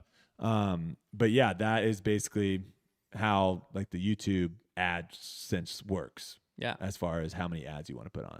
So I just thought that was an interesting thing. Back to the employee thing, because I just think that's a view that a lot of fans have. Is it like disc golfers are employees when really like disc golfers are all self-employed essentially.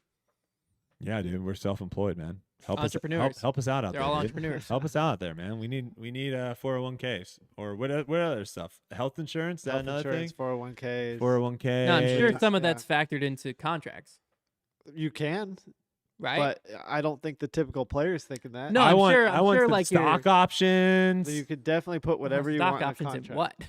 I don't know. Just give me some stock options. Yeah. That'd be if it was a public Like company. Bitcoin or something. I will say. I think I had stock options in Whistle. When you were switching to Discraft back in the day, and like Trevor in the 3 years ago. 3 years ago, it just feels like an eternity ago. And like the Liberty team knew because you came to practice with a Discraft bag, like a few weeks before the announcement came out. Yep. There's like several team members that were like immediately went to. For some reason they thought Discraft was traded on NASDAQ, like on the stock exchange. And they were like, guys, we gotta do it. I'm like, guys, that is like insider trading. I was trading. like, sure, it's just disc golf, but it wasn't public. Yeah. That was, I think when we did the trick shot video with Simon, I think you were right in the middle, or like you're about to do it or something, and it went way. When we were down in Texas. It went way over my head because from Ultimate, like there is no sponsorship money or anything. Like no one cares. Like everyone just throws the Ultra Star. It's better than everything else. So like when they're like, you can't post that, like no one knows, I'm like, what? Like I had no idea. You imagine if Brodie leaked it? Just like I think I did post some sort of Instagram story told you that to actually take it down. caused a little bit of problem. I think all my discs did not have a stamp Oh, on okay. them. Or we were all using the same disc. Even Simon was throwing disc. It was something to where But I do. People could have put 2 and 2 together, but It would've been a I stretch. think they were like the wrong color. Like I will- they didn't have that color. I will say like after the fact, going back like 6 months, 8 months after that video came out, like I saw conversations about that video and people speculating on like, oh my God, what is Paul throwing? What is that? And like at the time I was just like, dude, we're just trying to do trick shots here. What's going on? Just throw the disc in the basket. It's a frisbee. Yeah, it's a frisbee. Doesn't so matter, funny. but yeah, it's crazy. But I think that's gonna. Do we have anything else? Will disc golf be on DraftKings and FanDuel next year? I don't know. Prize Picks. I will say Prize Picks was pretty happy with what was going on this year. I think probably be most Pro Tours next year. we loved working with Prize Picks as well, and obviously we're hoping to continue that relationship. But as far as like disc golf goes, I think it's a good thing. Again, competition's a good thing. If those other companies want to get involved, that's only good for disc golf. Yeah, absolutely. And we did see a DraftKings van at USDGC, but it had like an Ultimate Frisbee person on it. You remember that van? Oh, that was that was probably Fulcrum. Oh, That's definitely what it was. That's 100% what it was. Because we were walking up the hill, I'm like, dude, there's a DraftKings van right there. I was like, And we were that's why is there a an DraftKings van? Ultimate Frisbee person on there. I'm like, what the heck is going on? That makes perfect sense. Definitely. All right, Fulcrum. you get to do your call out. Yeah. Hey, this was a heck of a show. Thank you so much. Hashtag blame Brodie for the ads. And I think what we might try to do next week's going to be a little bit more dark horse. I'm going to be in Phoenix. We're still doing the show, but I will be in Phoenix. I need to get out of this cold air again. That might be a debate too. Like, does your body gets used to weather, Yes, right? absolutely. 100%, right? Okay. So there's no debate. So the more you travel, the worse Lynchburg's going to feel. Yeah, there's no debate. Well, this is my last travel. But we will be doing it. We'll just be doing a little side, old school style, kind of how we used to do it back in the day. Maybe Dark Horse Trio, get Silas on there. Yeah, we'll probably Bing, still bang, do it boom. here. But yeah, I think the other thing is 2 weeks from now or whenever that may be, I don't even know when Christmas is, but I do want to try to get in contact with some people that have a lot to say but never call in. And I get it. It's tough to call in. So I think I'm going to send some individual messages out to people, give them a little private call-in number, and we can maybe get some We'll just give him conversations. Silas' phone number. Yeah, let's give Silas' phone number. Whoa. But hey, it's good to be back, Paul. Heck yeah, dude. Appreciate you jumping on. Silas crushed it per usual. Hunter. Silas had a whole fan club going on. People were changing their names to Silas Lover and Silas Lover 2 and Silas Lover 3. He was getting name change? There's a donation early in the show, a $5 donation that just said, "Can we give Silas?" Like, it was something about can we give Silas the appreciation he deserves? Is it because he's got a camera now? I think so. I think so. People were hyped. Thank you, guys. Thank you. People were wanting the camera really bad. And all I can say, Hunter, is we just gotta work on that golf swing, man. Just gotta work on that